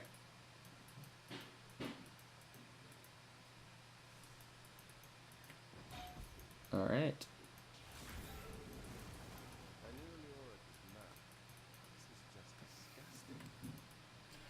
Alright, so we're going down through these levels. But yeah, so Vimy Ridge, yeah, so it's a historic place for Canadians, and like for me, my great-grandfather was there, and I kind of knew about that, and, you know, have some of his war medals, and know a lot about that, like, kind of family side of our history. And he was actually shot there, and if, like, during the fighting, and if he died, I wouldn't be alive today. So, you know, he kind of, they went and looked at him, and they didn't think he was going to make it. They actually, like, didn't pick him up on the first pass, and he kind of hung in there. And then they were able to kind of get him back and heal him. I don't think that's the word. He kind of, you know, went to the hospital, was able to get everything, you know, sorted, and it all worked out fine in the end. But yeah, so that's why I was really keen to go check out Vimy Ridge as well. Yeah, it's just an important part of Canadian history. It means a lot to my family. So I got there. I took a train there to Arras, the nearest town, very early in the morning. And I knew going in there that Vimy Ridge was outside the town. There wasn't really a good way to get there except for taxis. So, ooh, what is that? So as I was, like, kind of getting off the platform, I was listening, and I heard some people with, like, English, you know, American-ish accents, Canadian accents, if you will. And so I walked up to people, and the only people who really, well, not the only people who go there, like, I'm sure, like, history enthusiasts go there, but the main group of people who would go there is Canadians. And yeah, so I went and asked them, hey, are you guys going to Vimy Ridge? And they were like, yeah. And they were a couple on their honeymoon, actually. And so I was like, do you guys want to split a cab? Because cabs there were pretty pricey, and I was on a budget at that time. What is going on here? Nice. I was on a bit of a budget at a time, which is as you are. And they were like, sure. So I hopped in the cab with them, and we went out to Vimy. And I remember kind of rolling in there, and the first thing you kind of notice is these, like, green rolling hills with maple trees on them, which is really cool. I hadn't really seen like Canadian maples in a while because I was living in England at the time. And it's all these rolling, and then these kind of like green rolling hills, and I'm like, they look funny though, the rolling hills, and I realized they're not rolling hills, it's shell craters, and it's been about 100 years since the fighting happened there, so it's grown over with lush grass now, which is just crazy. Like the fighting basically reshaped this entire landscape. And it was also really foggy that day, so there was kind of like a layer of fog kind of eerily sitting on top, which yeah, just looked so like, you know, pristine and almost like even a little like creepy as we're like coming in. And so we arrived there, and I walked up or walked down, and the first thing you get to do is they kind of take you on like a walking tour through the tunnels, and like so they have some tunnels that they've kind of restored to what they would have looked like originally. And so I walked through these tunnels, and then you actually go into the trenches, and they've restored some trenches, and the trenches are essentially, it was one of the closest points between the Ally and Axis World War One, between the Ally and Axis troops. So that was really cool. Good to see. Not well, I don't know, maybe not good to see, but I saw it, and it was interesting. And then from there, you know, I went and checked out some, like, I walked in this huge graveyard and saw all these like massive graves of just like people who passed away, and it was like pretty emotional, and I really, you know, kind of felt the weight of the war for the first time. And then from there, I just kind of finished the tour, going to not the tour, but like just walked up to this giant memorial. And basically the land is unofficial Canadian soil, even though it's in France, because, you know, the French government recognizes that, you know, the contribution that Canada made to the war, and also like that how this was like kind of an iconic part of our history as well.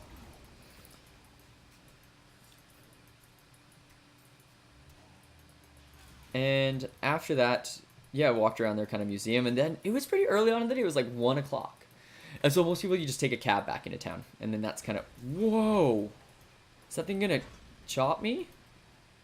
Gotta time it. All right, all good. I wonder if that would one tap me. That's crazy. There's more of them. So, you know, instead of just hopping in this cab, I was just like, I looked at the map. It was like I think it was 8 kilometers back to town. It's like 5 miles for you Americans. And I'm like, you know what? I'm just gonna walk this right now. I'm gonna just walk through the countryside of France. And so like I start walking. I'm like literally on the edge of a freeway. There's no walking path. People are kind of giving me weird looks.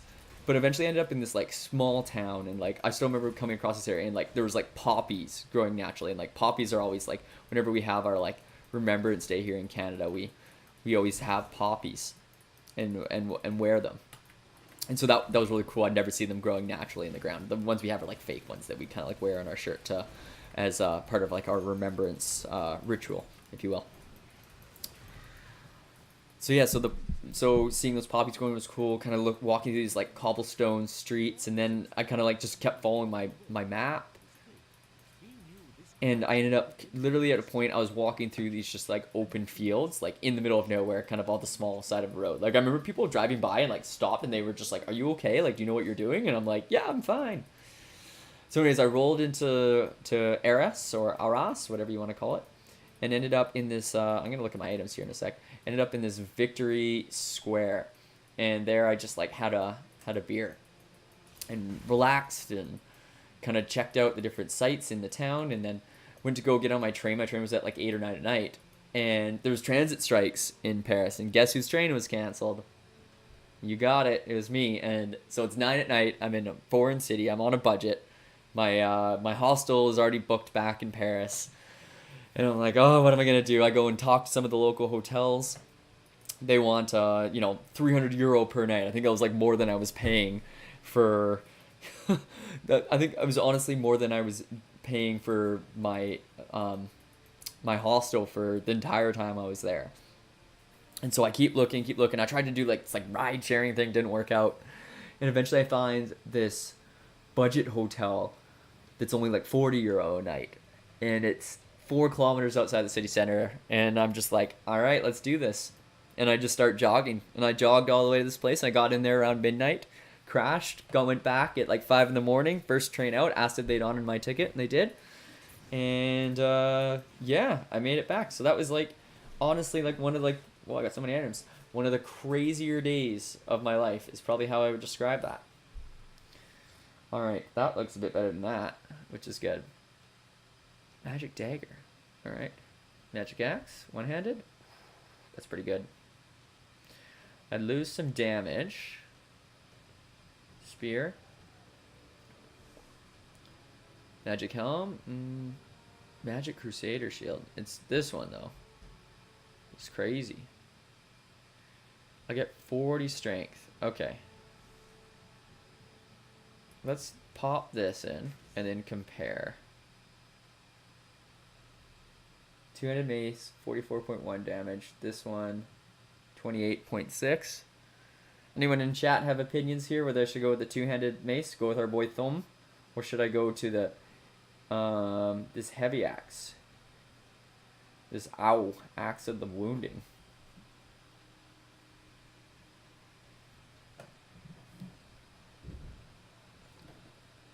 You know, let's go back to the one-handed approach for a bit and see how that goes. If it's taking a lot of hits to tap people, then we'll deal with it. But, you know, I think having all that extra strength and stuff, too, from, what does this give us? 40 strength. Damage 132 is right there. Okay, let's compare here. Damage 184. Okay. You know, so it is a bit more. But let's try it. We got that block. You know, we got a big boss fight coming up. Maybe good to be a little conservative here.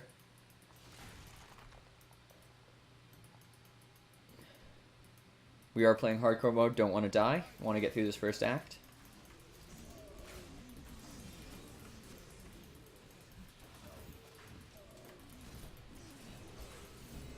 But yeah, so that time in France was like, I consider that one of my top travel destinations.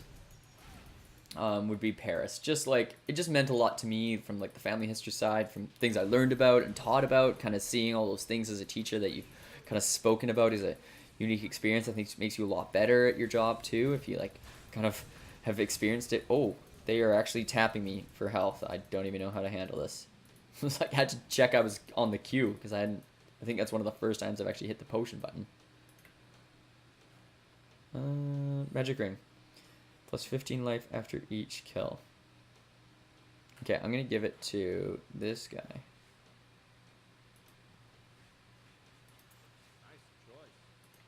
Alright. It's nice you can equip them with a bit of stuff.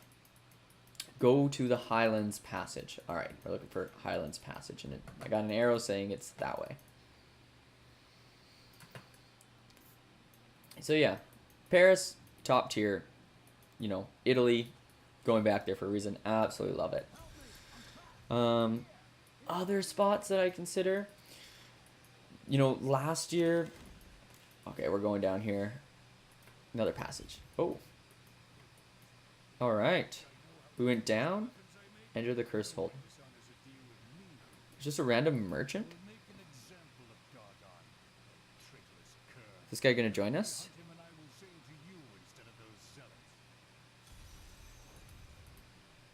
Oh, we got someone helping us out. Reputation restored. Help carry the weaponsmith. Kill dragon and deranged cultist. Dargon. Okay, got it. We can do that.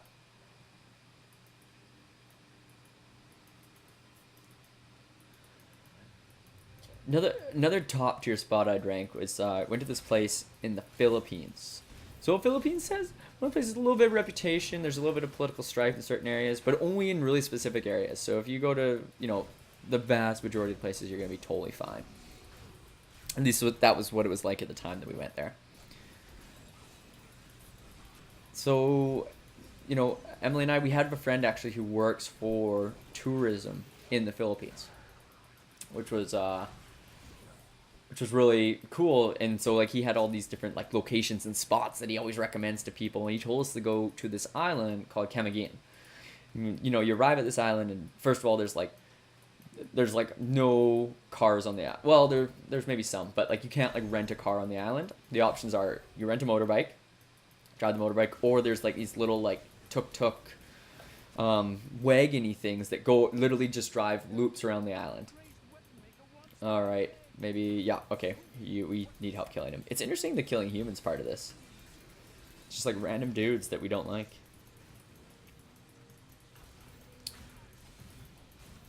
Nice. He's a traitor. We gotta take him down. There we got him. All right. So what's this guy doing? Now that Doggone is dead, no one shall question my reputation. Achievement. All right. Reward banner accent. Got it. All right. New skill slot. Ooh, we got our 4th skill slot. It's all, look at this, full bar down here. It's exciting. Level 20. Event complete. Received 3,900 gold. XP received 3,900. Gold received 1,650. All right. He's got, what has he got? Ooh, is this one-handed? Tempting. Might have to go for that one right away. It's definitely got, it's cool meeting a guy that sells stuff kind of in the middle of nowhere. One-handed 30.17. 7 to 9 cold damage. Get an increase. I've checked everything here, I think. All right. We're gonna go for it. Victory Mind. We got our boy Vic swinging it around. Nice. And then we should just, while we're here, just sell him all his stuff. Because I think I've been through it all. What's this? Wizard hat. Yeah. Yeah, okay. Except we want to keep, where is it? Oh, we got one already. Okay. Yeah. Oh, did I? No, there's my 2 enemies. We'll keep that for now.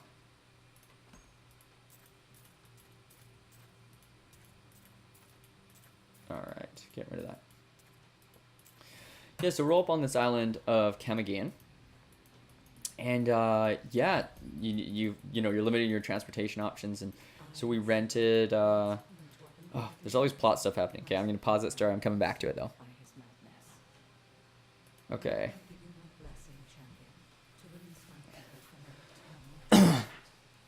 Gotta release the people from their eternal dormant. Let's do this. Prisoner, we gotta free some prisoners. Okay.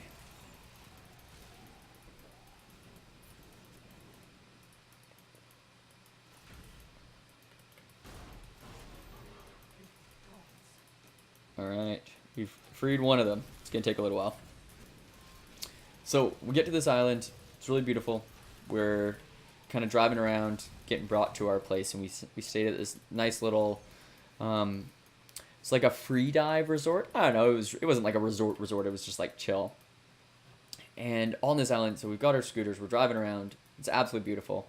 We went snorkeling in a sunken graveyard, which was really cool. This like big cross and giant clams right down there. They had amazing hiking up volcanoes. They had hot springs that we went to that were like, yeah, super nice. They had this a sandbar out in the middle of the ocean. We like rented a kayak and like took this kayak over to an island. We went scuba diving there. Emily and I both enjoy scuba diving quite a bit, and saw, first time I ever saw sea turtles. Some of the best diving I've ever done. We went to, on the island, we went to the top 5 ranked restaurants on TripAdvisor. And at 4 out of the 5 of them, we were the only people there eating at the time. So I was just blown away by this whole place. It was so beautiful. There was another little island you could go off of if you wanted a really nice beach.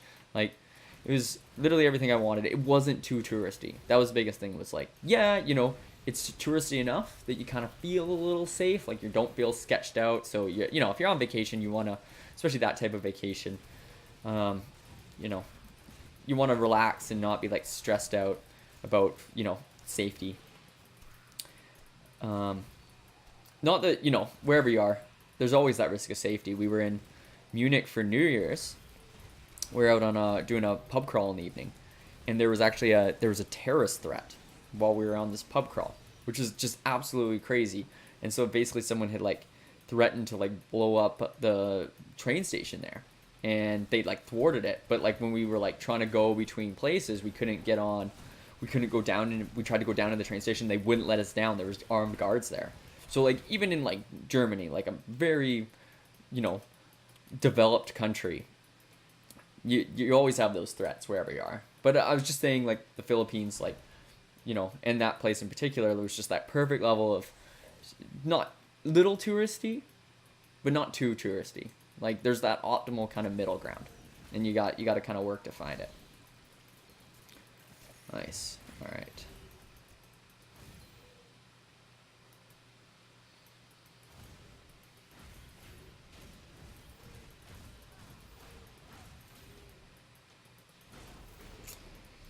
Anyone in chat done some interesting traveling recently?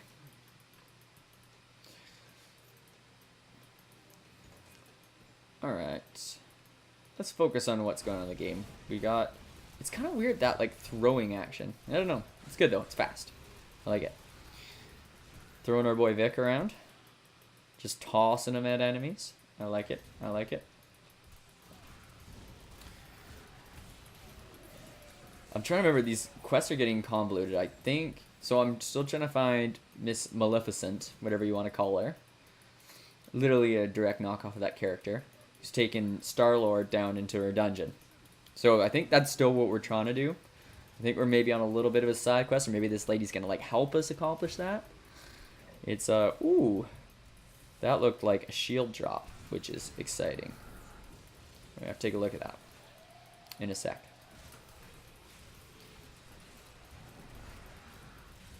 What attack am I using again? What is this called? Justice. Just raining justice down on him. Boom, boom, boom.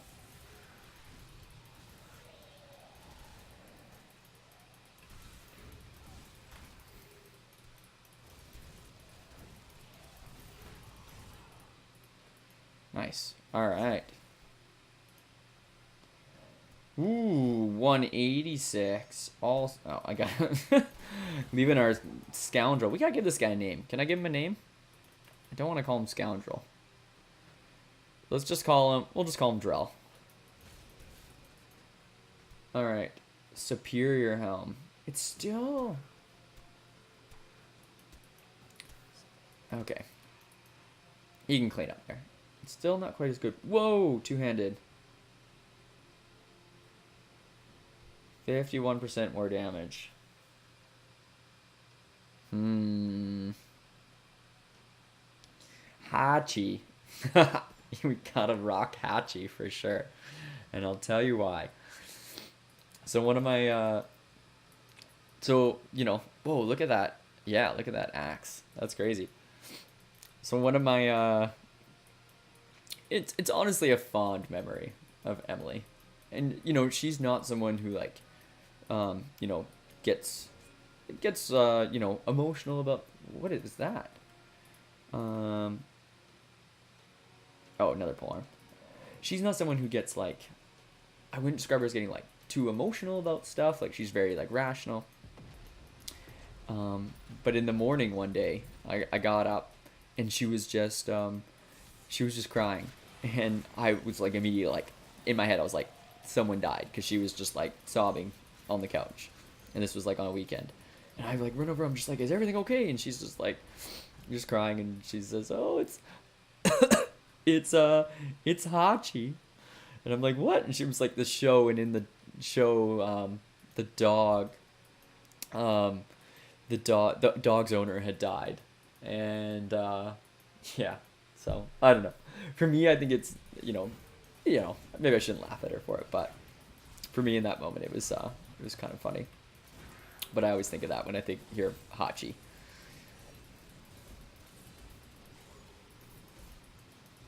All right.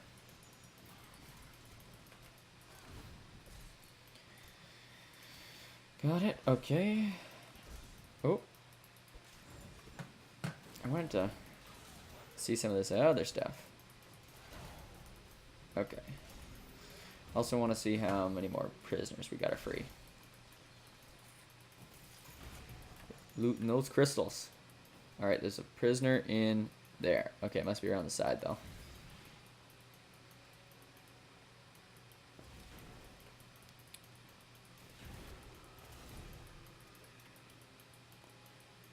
Alright, I feel like we're... Yeah, this is good. Making progress in here.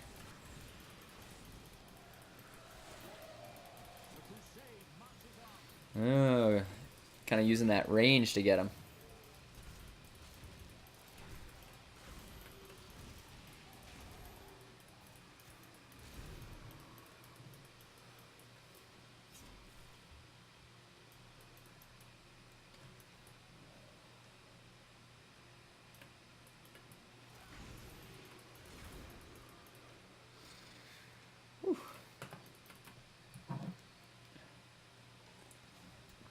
Savage Fiend.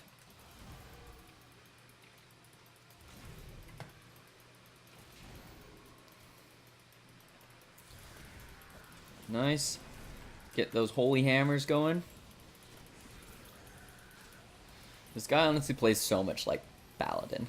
Like, they just like changed the name of Paladin to Crusader. Essentially. Even got like the auras going on. Alright. Oh, I never looked into what this was.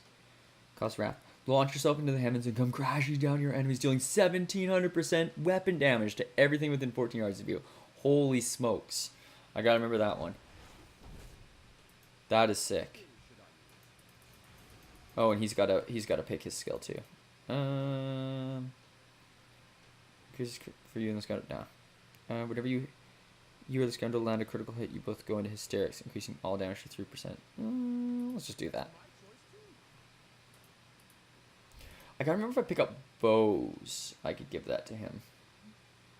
What else can he have? Just neck and stuff. 200 mace, not as good. Magic helm. Demon hunter. Okay. Oh, this one's much better. We upgraded Hachi. Or maybe I accidentally put the wrong one in. We definitely want Hachi though. 100%. Keep that sword around though too. Alright. We gotta go rescue that prisoner. Who is right there.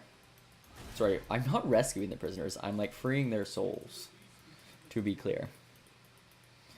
Got 2 left. Not sure how this really ties into the plot. Feels like a bit of a side quest, but hopefully the lady we're doing this for kind of helps us out with it. With what we're doing after this.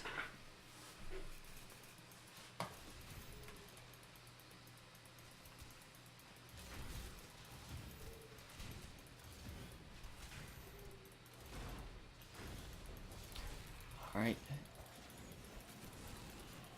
Deserters and poachers, all these bad guys in there. How am it's like solving a jigsaw puzzle here, moving through this like little maze. It's not a jigsaw puzzle, it's literally a maze. That's what you meant, Mike, right? Right. Let's get that loot.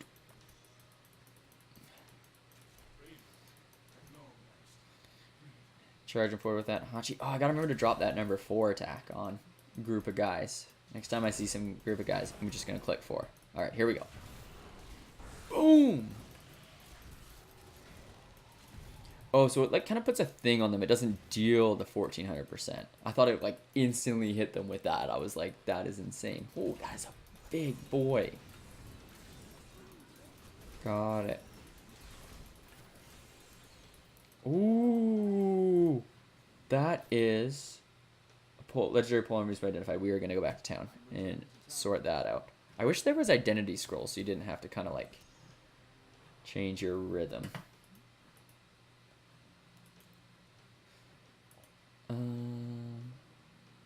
Where's Kane's book? There we go. New transmog. What does this thing do? Oh my goodness. It's got fire damage. It ups our strength over 100 clicks. It goes chance to deal 12% area damage on hit. 77 life after each kill. Amazing. Monster kill grants 16%. And it has a socket. Holy smokes. That is just phenomenal. Alright, let's sell off the rest of the stuff. And then we'll pitter patter back at her. Alright. Sell for money. Sell for money. Sell it, sell it. Alright. And then we want to keep our Crusader shield. And yeah. Oh, I didn't see that one. What's better, this? Gain 4 life per wrath spent. Oh, that's pretty good. Alright. I'm not sure how my helmet continues to be so good, but that's okay. Versus this one, 40 strength, 38 vitality. Let's just do a little comparison. Yeah, not as good. So I'm going to keep this one. Put this back in. And then I'm going to sell off Intuitive Castle. What's this thing called? Pledge of Chaldeum. It's POC. Pledge of Chaldeum. Pledge of Chaldeum. POC. And with that POC. Alright. And we can sell this guy too. Alright. I'm going to pop that sword. Actually, I'll maybe keep that sword and shield so I can kind of compare to things as I pick up. And if we get into a tough fight and I end up running away, I want to switch to some more defense. It's not bad to have that there.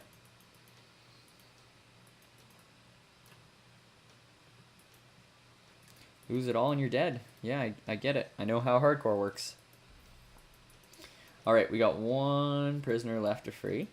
I'm curious to see what this weapon, like, I feel like I'm just gonna just one tap everything. What is my actual damage right now? 370. I went from like 178 to 377. That is insane. Along a symbol of open free society, this weapon has come to represent the tyranny and corruption that has befallen the great city. So I'm carrying around this basically cursed weapon. But hey, maybe I'm just trying to change the story on it, trying to use it for good, right? That's all one can really do. All right, so I got a free. This should be open, but that's okay. I want to free one more prisoner somewhere. Yeah, you would know about jail, say. All right, last prisoner's over there.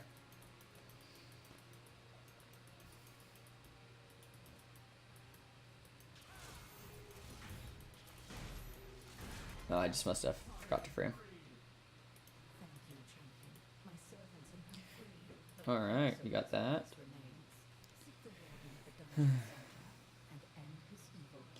Some dexterity. Our strength is so big.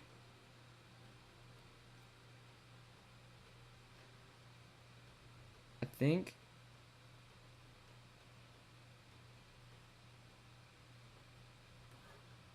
what are these? What is this chat on the side of my screen here? I'm not sure. Anyways, I'm gonna try this guy. I feel like that dexterity boost. All damage for Demon Hunter's Monk by 57. Increases armor by 57.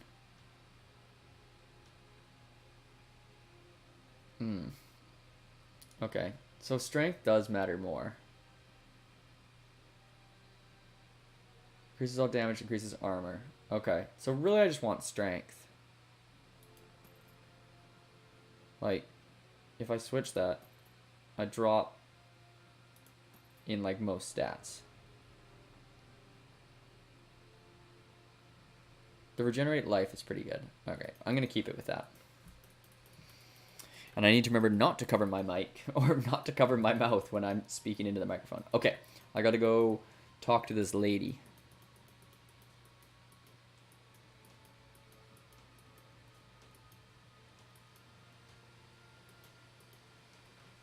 Am I alone here? Must please myself.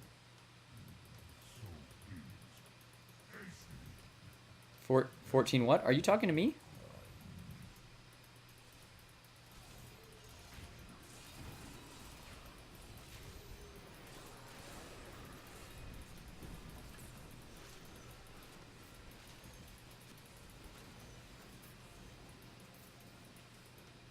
All right.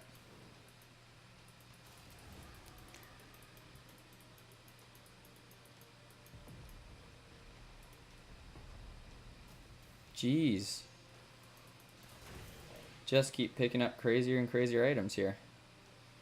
Lose a bit of damage. Some toughness recovery. Alright, well maybe keep it as is. Wow. Still not as good as what we got though. Okay. Oh, wait. Okay, we had to finish it for the gate to go down, which we needed. It says we go here to go down. Jailer's Bones. Oh, it's down there. I gotta go down the stairs. Got it. Got it.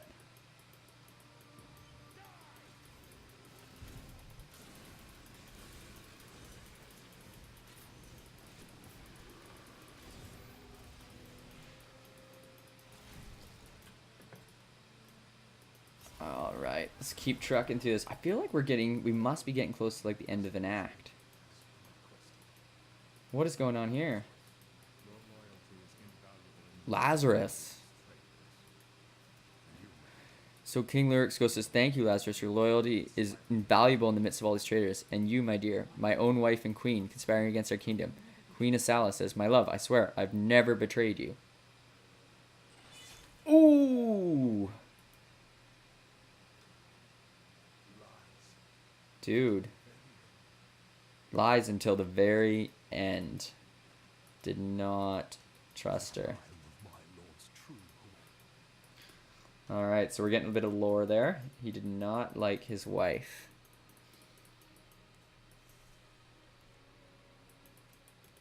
Alright, so search for the Chamber of Suffering.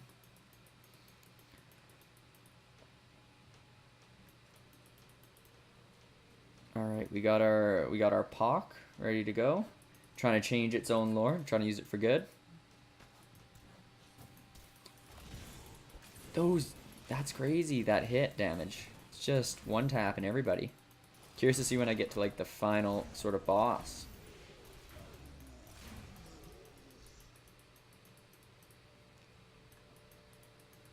How that'll fly.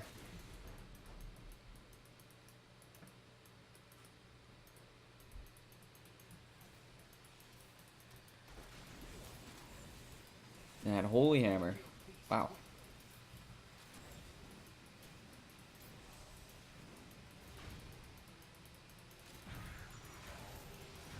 Nice. I'm trying to figure out like the best way to do kind of like my finger alignment. I guess maybe like that. Be a good way to do it. So I've got my pinky finger. It's always got to have your finger on potion. So I've got my pinky finger on Q. I've got Steed Charge 2 with one finger. I got Laws of Valor on number 3. And number 4, I've got this Fallen Sword craziness. So, because I feel like I don't really use this like Consecrate. For 20 yards around you, and your allies heal 280 life. I really should be using that if I'm ever in a tough spot, though. I really should be, honestly.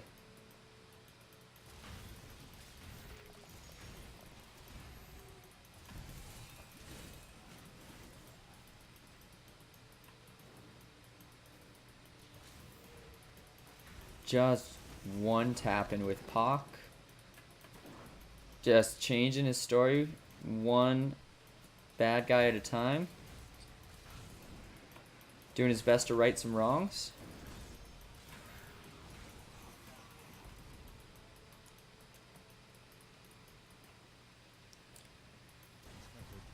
Level 21.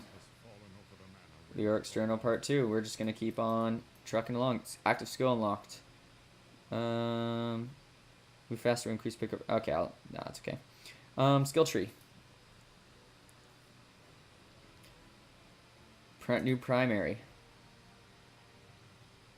Nah, we're not going to do anything with smite. We're going to keep it with justice. Oh. Okay, where are we here? Blessed. We've got Blessed Hammer. We've got Blessed Shield now. Hurl your shield. Okay, I don't have a shield. So we're not going to do that. Sweep attack. What is going on here? Okay.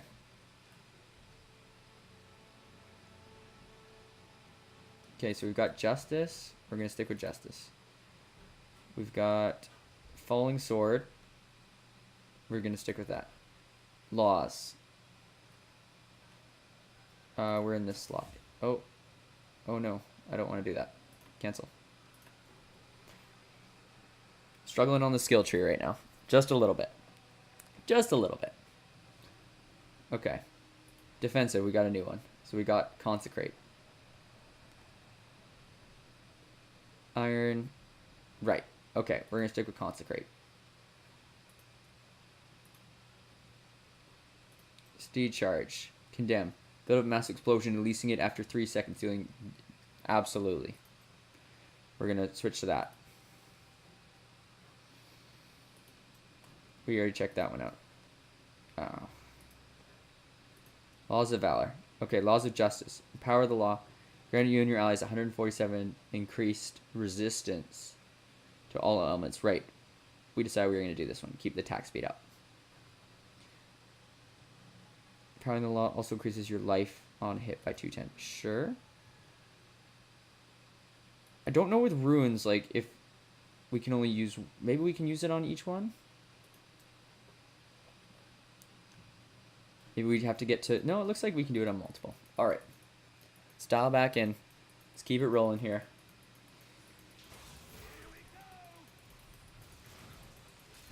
Just... I gotta craft some stuff, I guess.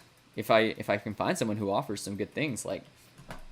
Yeah, I feel like I'm collecting tons of items right now. Technos was saying yesterday, like, you want to craft later in the game. Is apparently the strat. Just sell stuff early, get the money, get the cash. And then later in the game, use that crafting ability. Alright. Oh, they can still crawl up through that? Do you not see that? Those spikes just, like, go straight through his head? That is just shocking. I mean, it's like it's a video game or something.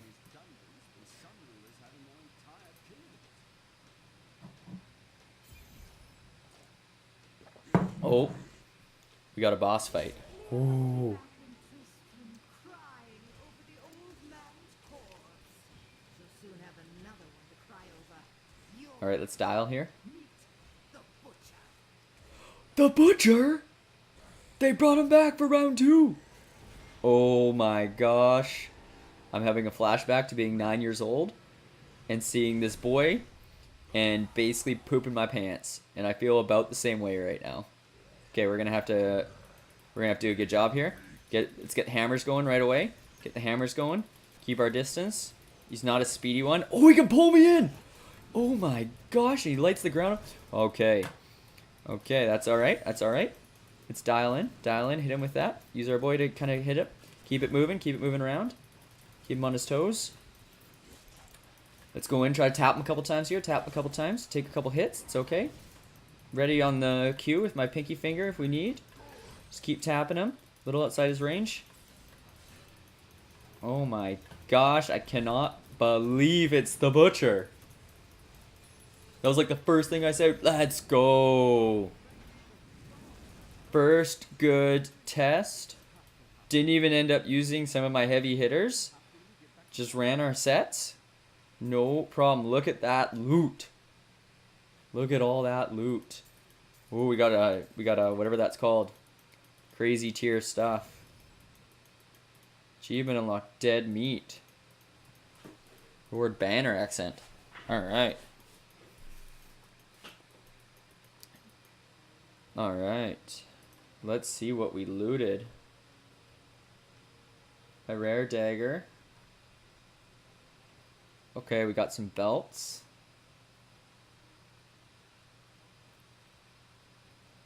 Okay, this one seems better overall. So we'll throw that on. And then we'll compare to that one. Yeah, not as good. Not as good. Okay. Bracers, we're gonna keep that with that. Good. Okay. Staff. Okay. It's not gonna be as strong as what we have right now, I don't think. I cannot believe we just fought the butcher. What the heck? Crossbow. Hand crossbow. Can I give it to this boy?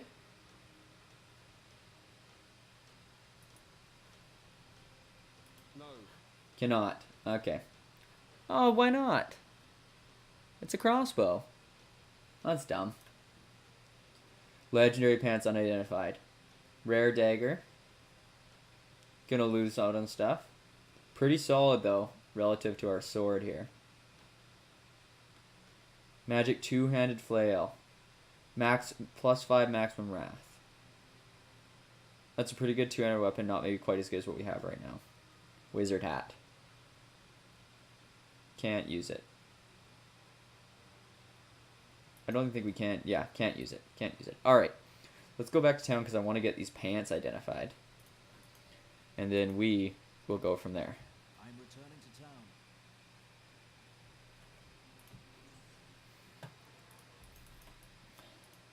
Alright. Let's get those pants sorted out.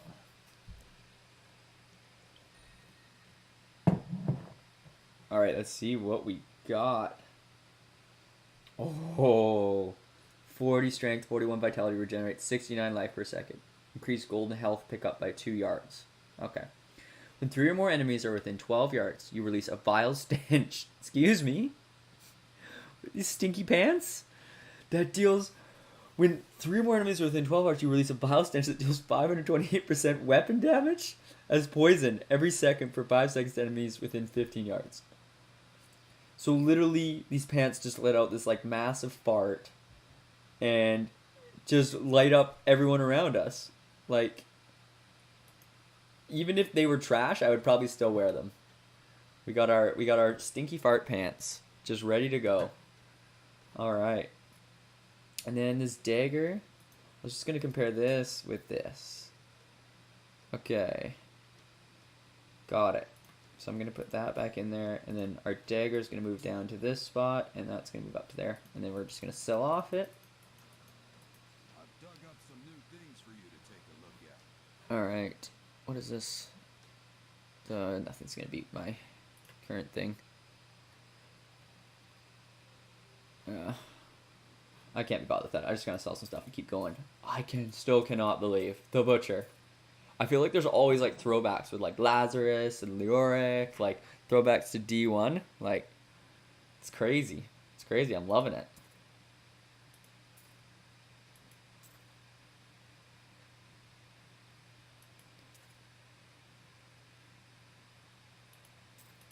Okay, I'm feeling good loot-wise. Feeling solid. Got a few legendary items going on. Nice to get that legendary polearm. Is there some lore with this, these pants? Made from treated skin of plague victims. That's why they're my stinky pants. They're green. Oh man, look at how hip I look now. That's awesome. Alright. Let's get back in the Chamber of Suffering. Already took down the Butcher. Now we just gotta fight Maleficent, and then we are done, son. Maybe with this act? I feel like we gotta be close. Like, what's our gameplay time coming up? It's gonna be like 6-ish hours at the end of the session? That's gotta be like relatively, like not fast through an act, but like an act probably isn't much longer than that. Okay. Is it Star-Lord? Yeah, he looks okay. I love this video game mechanic where, you know, even if I don't hustle, he'll be okay. Alright, let's go light some folks up. The Stranger, yeah, it's Star-Lord. Let's drop this. Boom!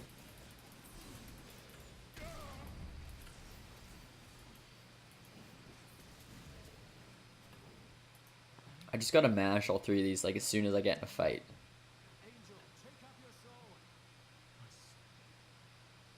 Dude, give him the sword. Maybe it's Gladriel. Tyrael. Yeah. I was close. Not Gladriel. Gladriel's from Lord of the Rings. Tyrael. I am Tyrael. Man, game's connecting. Going full circle. He just needed a sword to bring back his memory.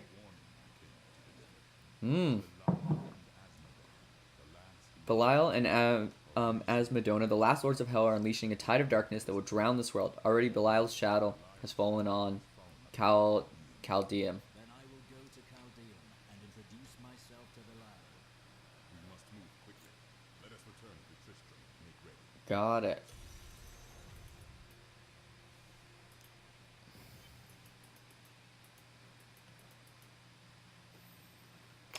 This might be close to it for Act 1. Time goes short, my friends. Even now, Belial's influence is spreading through hell. How will we find him? We won't have to. Magda and her coven will lead us straight to him. I'm not going anywhere until Uncle Deckard's been laid to rest. The crusade goes on, but we must honor our dead. I have called for a caravan to guide us to Ooh, classic. Gotta take that caravan. Classic Diablo maneuver. Nice. Okay, so talk to Tyrael and Tristram. Talk to the caravan leader. Sweet. Caravan leader.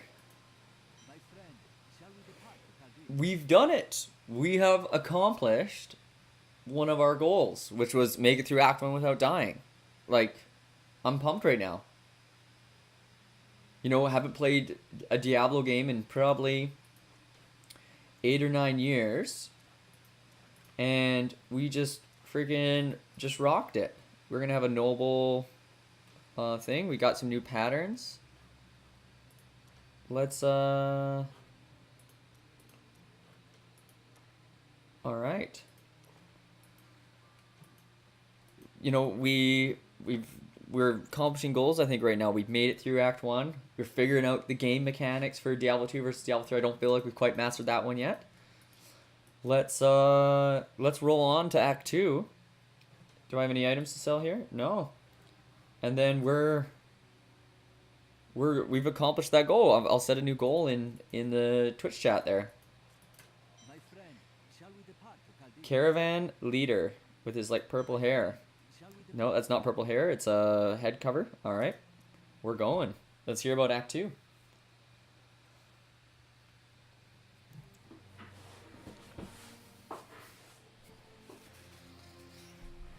All right, so I assume this is during the caravanning. Maybe pre-caravan? Princess Leia? It's all just stories. My uncle saw what he wanted to see. Daniel sacrificed much to protect this world. Rip DC. His work is not over. What would you know about sacrifice? I think he knows some things. Tyrael, the ancient law of the high heavens strictly forbids us from interfering with the mortal world. Yet you have done so, brazenly. All I am guilty of, Imperius, is bringing justice, while you hide, cowering behind your throne. Ooh, Tyrael. Calling out his big boss. Now answer for your transgressions. This must have been how he got tossed down to earth. Ooh, nice block. I'm glad he didn't dome him there. I think he's just gonna toss him. Oh no, his sword. You cannot judge me.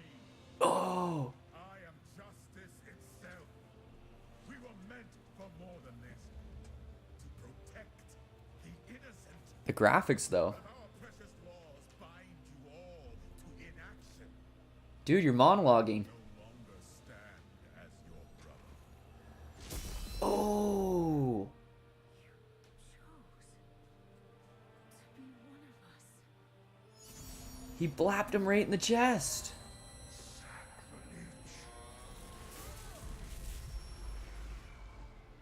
It wasn't the chest. He slammed his spear in the ground and pieced out. He ripped off his wings. I was like wondering.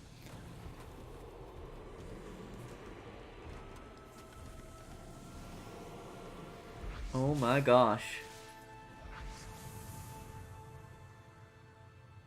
Thus I fell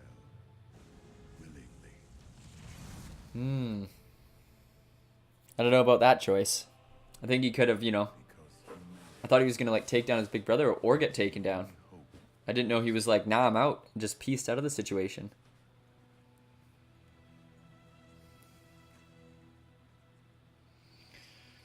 Oh, DC. I never believed all your crazy tales would work. Identified many objects for us.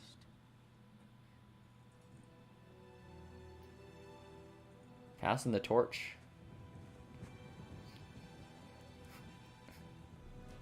What if he was just like, stay a while and listen? Like right then. Oh man. Oh, I would lose it. They grab him out of the fire. He's good to go. I feel like Kane is going to be like Yoda and like come back as like a ghost and have like an interactive role that way.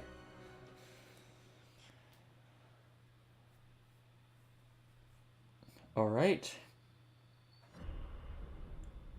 Act 2. We've done it. We have time to start it tonight too, so we'll roll through a bit here.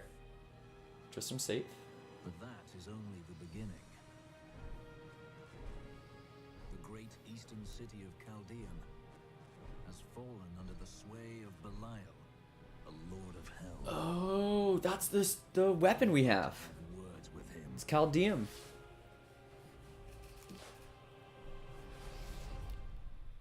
And we still got Maleficent to deal with too. She didn't really... She just kind of pieced out. Ooh, alright. Oh, I thought I had that instead. I was like, excuse me? I thought I had like a crossbow.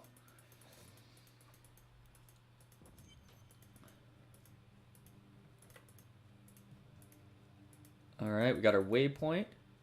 We got Templar. Can always switch to. Who's this? Neck the Brawler. Ah, that's where Neck and... If anyone out there watches the NLSS, that's why they call him Neck. NLSS, Northern Lion Live Super Show. You were tiny! Her name is Squirt. Tristram, Like the turtle in Finding Nemo. places have some very bad luck. Like, excuse me. Alright. No, not nearly as good as what we got. What we got for armor here. Gathering Coif. Lucky Shoulders. Rising Dam. I think ours is... Yeah, it's probably on par, and I'm not using that right now. We're set with the pants. Misk. I don't know what... Wirt's belt. 100K. Design things. Teaches Joe how to combine 3 demonic parts into a hellfire ring. So if we loot enough to transmute gems, sold by Squirt the Peddler in Act 2. Okay. So we can use this to like make gems? That's crazy. Gonna have to figure out how that works. Act 2. Still got Miriam here. Replace any item. Okay. Look like another item. Okay. Die. Train. Ah. Maybe I need to train our...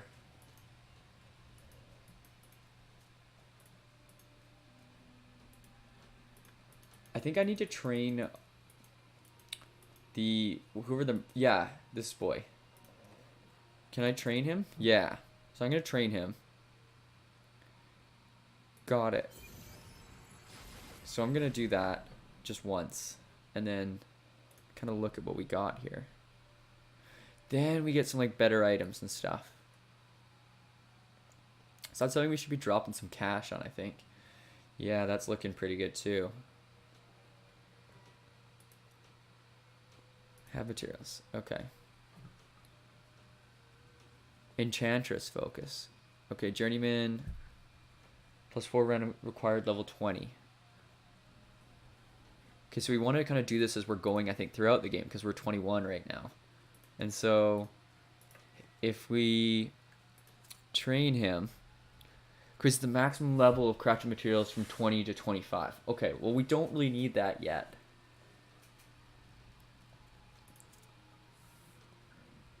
Mace. Okay, so like again, just getting slightly better things.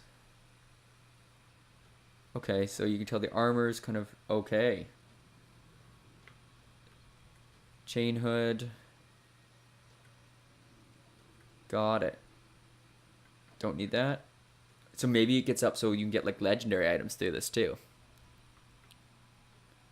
Shoulders. That'd be good. I feel like, where's the weak part of my game right now? Templar Relic.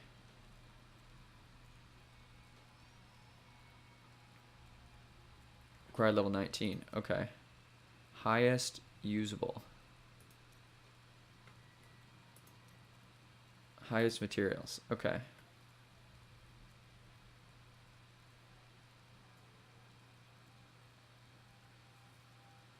Rare Enchantress focus. Okay. See, I'm keep having problems finding things that are better than that, but we've got that scoundrel item. Okay, I think we should either go with this or the boots.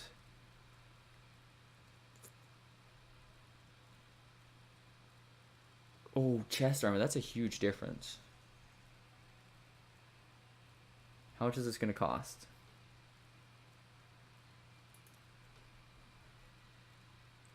Going to cost 10, 10, 5. Yeah, you know, I think armor, chest armor, pretty important. Let's give it a crack here. Alright, 73. Sick. Has an empty socket. Damage recovery. Pretty good. Increases golden health pickup yard 2 yards. Empty socket's pretty good too. Okay, I'm gonna toss that on. Oh, that looks pretty sick too. Okay. And what else can we craft here? So we might salvage this.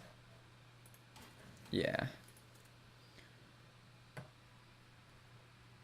Okay, I think everything else is pretty good. Like, quite happy generally with things. Boots, yeah. Okay, okay. Dude, armor looks sick. Green pants are sick. We got Princess Leia here. Chaldeum, Jewel of the East. Is this the same from Diablo 2? Looks kind of deserty. No, that's your pants, dude. Or my pants. I can't believe we got freaking stinky pants. Ooh.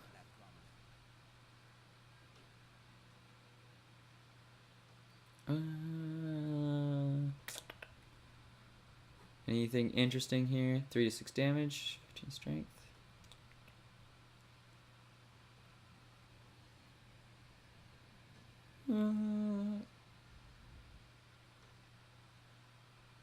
That's pretty good. 75 life per second. What's vitality in my big scheme of everything? 24. Okay. Let's snap up that. We're gonna throw it on there. And then we'll give our scoundrel this one. You will take that. Alright. And let's go see what there's to see. Go to the Chaldean into the bazaar. Let's do this thing. God, where do these refugees come from? I am not a guard. Oh, she is not a guard. Iron wolves. You said these She's a boss. But even now wreaks havoc throughout the borderlands. I am hunting Magda. You know where she's She's heading Alright, so we gotta go do some hunting, so we gotta go through into the Sundered Cap. We gotta go up that way? Oh, through here and up. Alright. Is this a safe area? Oh yeah, there's like merchant stuff. Leia's chilling down here.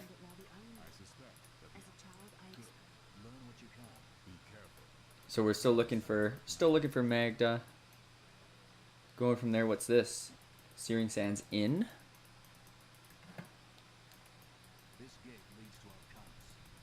Alright. I still can't believe the butcher at the end of Act 1. It's still absolute mind blown. Gotta say. Like, after playing Diablo 1 back in the day, like, I had a flashback to when I was, like, 10 years old, and, like, coming across the butcher on, like, level 3 of the catacombs, and being like, what is this thing? And just seeing it again, like, it was like chills. It's like going full circle. Oh, I got an enchantress to help me out. Sweet. Alright. Pretty happy with how the gear is right now. Feel like we got some, like, reasonable stuff. Like, that was pretty good. I like our stinky pants, for sure.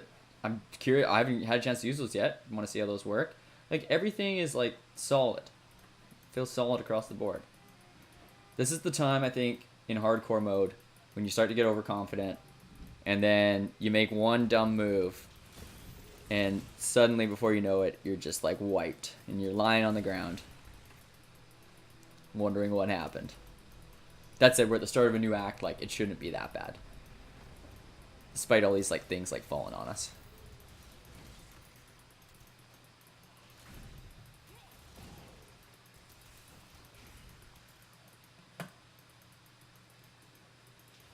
Ooh, got kitties jumping out of there. Dead end.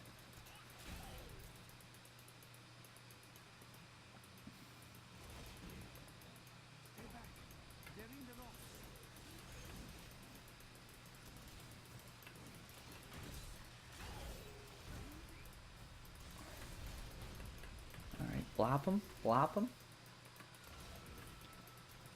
Hit him with that. What is our thing called? Pock? Trying to rewrite its history. I think we did a pretty good start, killing the butcher with it. I think this is where it's home, because it's this this polearm. It's the Pledge of Chaldeum, so it's like connected to this area. So this is our make or break act. Like, I feel like this is gonna be our weapon for this act. It's gonna, you know, have its redemption arc. Hopefully complete it if I make it.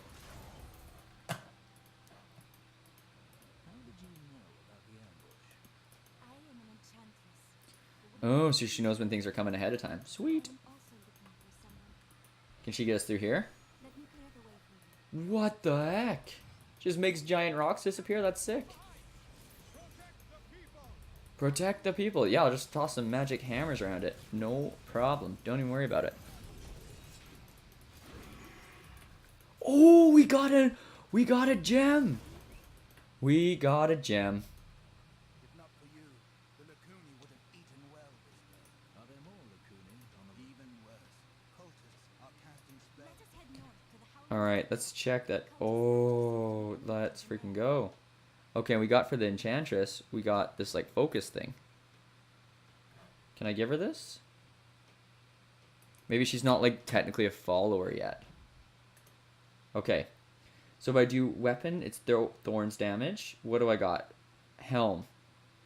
Resource cost, other, 10 intelligence. Like, none of this is super desirable to me right now.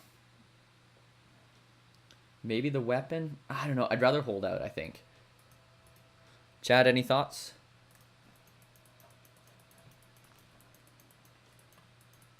I think I'd rather hold out. Wait for something else to stick in there.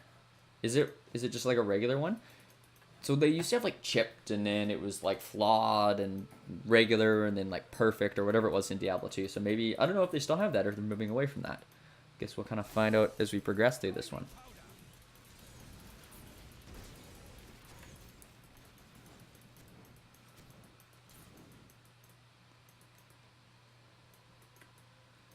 All right. Ooh.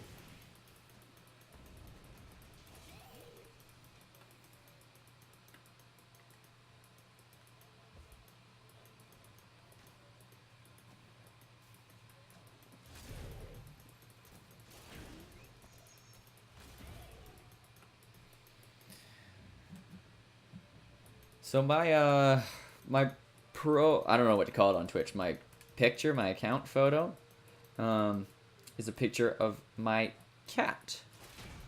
Her name is Pims. We commonly call her Pimsy, so if I'm yelling Pimsy in the background. She is named after the djinn of the same name, which actually I'd never even heard of until it was like right when Emily and I started hanging out, and we'd gone to the alcohol store to purchase some alcohol, and she was like, we should get Pims. And I was like, excuse me? What is that? She was like, oh, it's this type of gin, and you like put it in a cup with like kind of like juice or 7-Up or whatever, and then you put like berries in with it, and it's called a Pims cup. And I was like, well, that sounds like a delicious summer beverage. Let's rock some of those. And so I don't know, we've always kind of had it throughout the years. And at one point when we were talking about getting a cat, came up as like a potential cat name. Like Pims would be a funny name, or not like a funny name, but just like a solid cat name.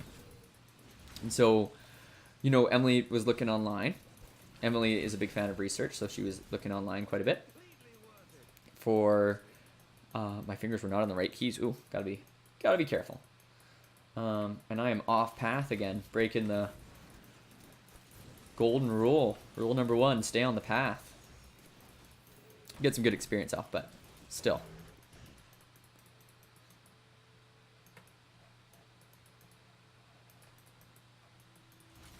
Look, more hidden footprints. Nice. Toss that hammer. Hidden footprints. She's like unveiling them, I guess. New lore. Alright. Yeah, so when we were looking at cats, she came across this cat from this, you know, she found online, and we were like, alright, we'll give it a shot here. And so we went to this place, and they had all these kittens. They brought it out, and you know, we went to see this tabby one, but the tabby one, it was just crazy. Like, it was just jumping over the cage and going nuts. And so we were like, nah, we want a cat that's a little more chilled out. And then there was also this black cat, and it was pretty cute, but it, like, within about 30 seconds of being in this new cage, it escaped and got out. And I was like, you know, I want a cat that's smart, but not that smart. Like, you don't want them like causing you problems with their intelligence levels. So that was a no-go as well. And then, so what we did notice was when it escaped, Pims, the cat we ended up getting, she followed the other cat out. So she saw what it was doing. So we're like, she's a quick learner. That's what I want. I want a cat that can kind of like pick up on the kind of what I'm laying down here and figure it out really quick. And then we took her out of the cage and held her. And I don't know if the owner was just, you know, giving you the spiel and telling you what you want to hear, but she was just like, oh, she's like usually like freaks out when other people hold her, but she was super chill with both of us. And then the icing on the cake, the moment I knew we were going to get this cat, I was sitting there and Emily was talking to the owner, and I just had my hand on the ground near the cage, and I felt something touch me. And how do I get across here? Disrupt the hidden so maybe I can't do this here. Shadows in the desert objectives. Disrupt the hidden enclave ritual. Disrupt the secret altar ritual. So I gotta disrupt some rituals first, maybe before I can get across the bridge. We'll go back and see.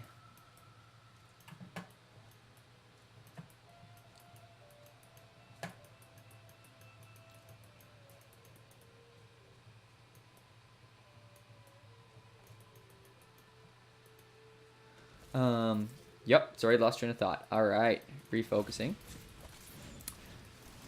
So yeah, so the icing on the cake, the moment I knew we wanted to get her, you know, I felt something touch my hand. I looked over and she like reached her little paw out of the cage and like put it on my hand, and it was kind of like she was saying, take me home. And I was like, Emily, we're getting this cat right now. And so, you know, we grabbed her and brought her home from there. Like, we had to bring her home in like a cardboard box because we didn't even think we were going to get a cat that day. It was like first time looking for a cat. But we got her all her stuff right away and did her vets and shots. And so that was in the summer, and she was, you know, just a couple months old at that point, maybe 3 months old when we got her. But now she's like 7 or 8 months. So she's like kind of out of kitten status into cat status. She's been like fixed now, and is, you know, she's doing really well, and she's a little cutie though. It's nice to come home and She's kind of indoor outdoor cat, so like she'll run up and meet you as you're coming home and kind of rub against your leg. And she gets crazy though too sometimes, like runs around the house, kind of gives you a little nip. She doesn't like what you're doing, so she's a character. She's a personality. What is that? All right, I feel like we've looted some things. It's a monk weapon. I'm glad. It feels like there's some really specific character weapons here. Deals 7% damage on hit. Okay. We might as well just toss it on this bud. And see, we got an inferior helm. Not as good as what we got. Magic two-handed sword. That's pretty good. Not quite as good as what we got. Magic helm.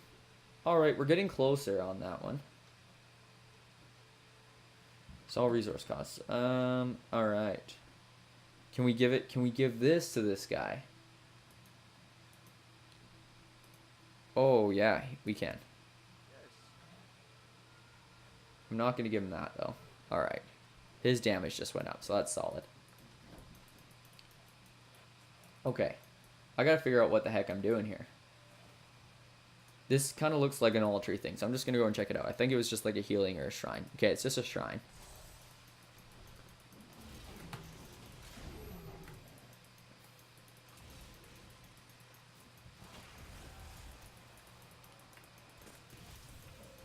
But yeah, I don't know. I think Emily and I both agreed since we got her. It's nice just having just a little, Emily always likes to say a little soul in the house, which I like that too. It's just nice coming home to a little pet that's happy to see you, and she's a sweetie, and it's great having her.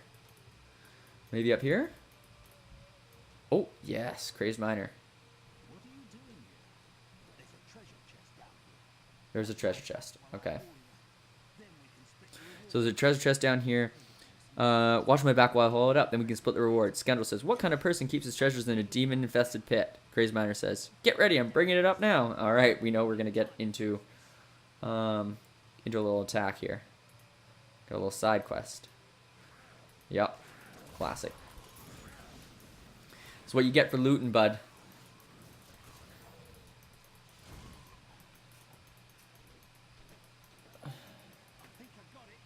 He's like the little celly there, arms above the head. No, still stuck. Alright. Yeah, fight more monsters. Got it, got it.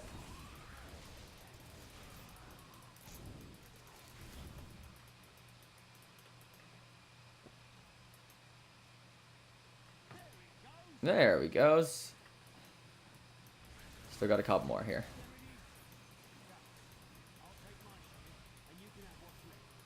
I can have one thing. Saving the best for last.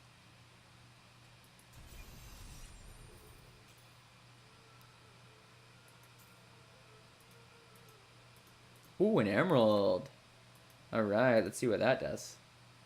Weapon. Critical hit damage increased by 20%. That's pretty good. 10 extra gold for monsters, 10 dexterity. Wear gloves. Ooh. Beautiful. Grip frugality. I like it. Chest armor. Not quite as good as what we got. That's okay. Let's go back to this emerald, though. 10 dexterity. Critical hit, 20%. 20% extra critical hit. It's pretty good. It's pretty good. Do I want to keep these now? Do I want to throw them in? I got to figure out... Anyone in chat know about gems? Can you make them into better gems? Because I remember that was a big thing in Diablo 2.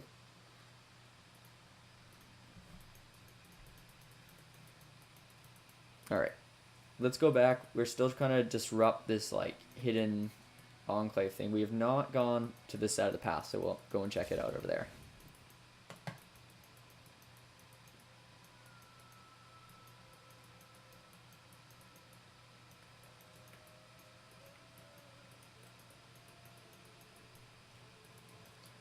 Alright.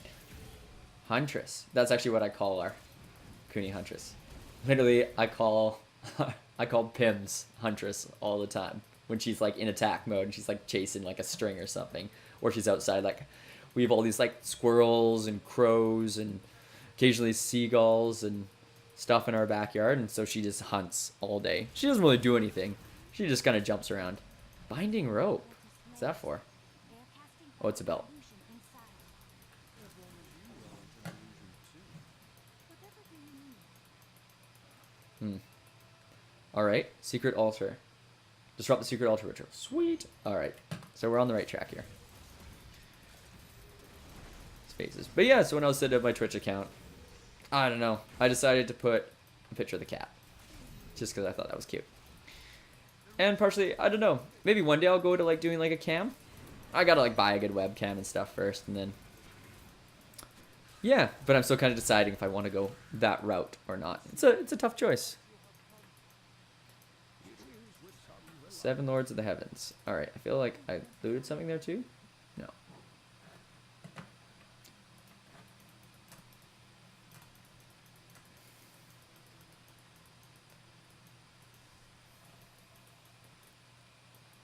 Look, more hidden footprints.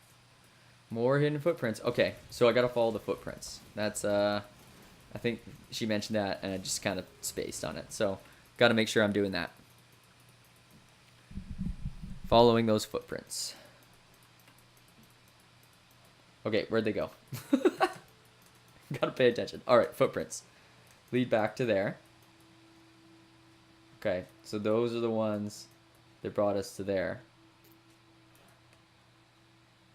Is there an alternate path? Okay, so there's some that go this way too. So we'll follow these ones. They don't go to anywhere. Are you freaking serious? Alright. We'll keep, we'll kind of loot this corner over here and go from there.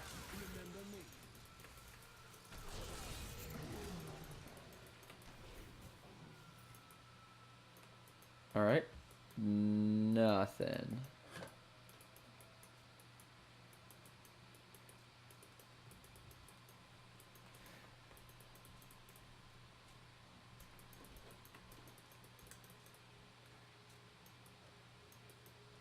Alright. Oh, we got... You become so good at charming others.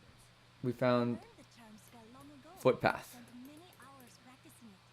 That's not I like that my little dudes are like having a conversation. Hey, hey, they're gonna fall in love. I think I might have to choose between them soon. I think that's kind of how it goes. You get to try out the. It's kind of cool. They like almost let you like try out the character beforehand. Oh, was that on the map the whole time, or did that just appear? All right, we'll just pretend it disappeared. It's like just off the trail.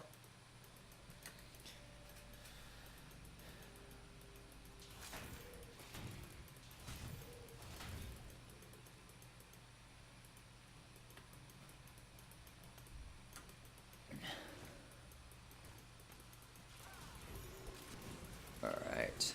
Let's get those hammers going. Bop them a few times.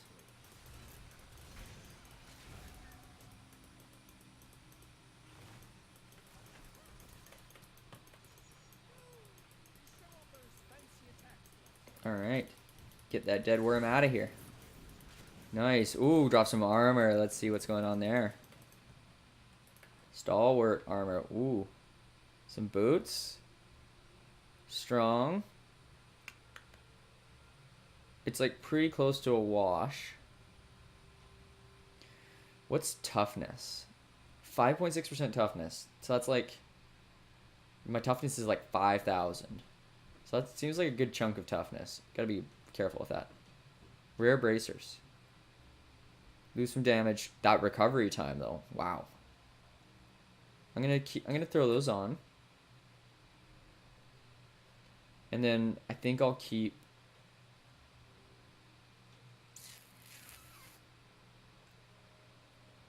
I don't know. I'll decide later. Alright. Alright, I still gotta disrupt the hidden conclave ritual. I don't know if I'm in the right spot for that, but that's okay. Alright, we got a bad guy.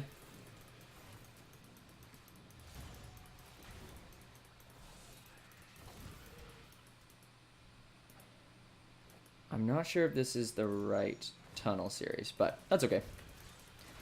At worst, we'll get some good loot.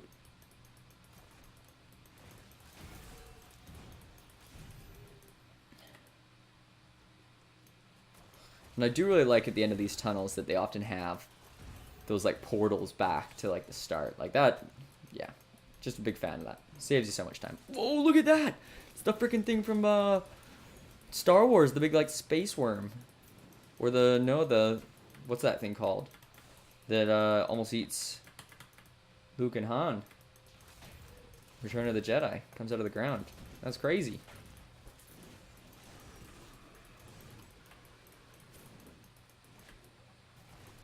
I haven't looked at my skills tree in a while, but that's okay. Apparently I looted something. Ooh. No, not as good as what I've got. Alright.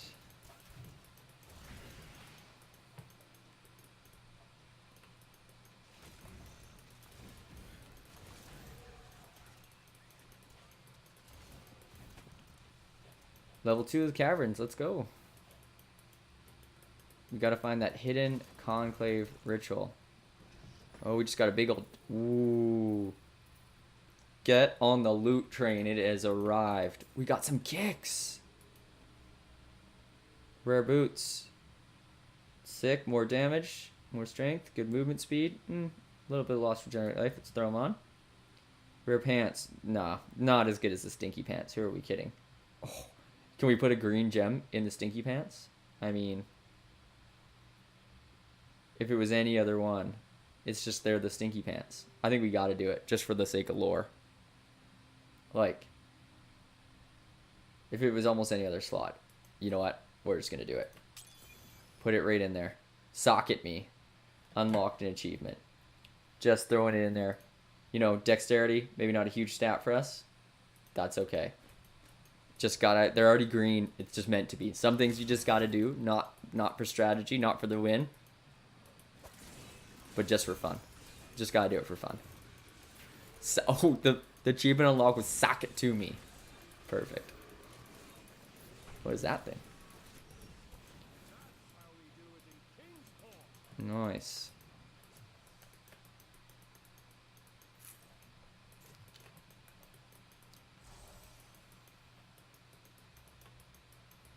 Alright, and I think that's the end of the dungeon. Okay, let's get out of here. Alright. And, you know, we're still working on this quest, but I think we're going to town portal here. And just kind of clear up the inventory. It's looking kind of full here. And then, yeah. Let's talk to... Oh, no, we just craft with him. We just craft. Who are we going to sell with? Yeah. Alright. Alright. You should take a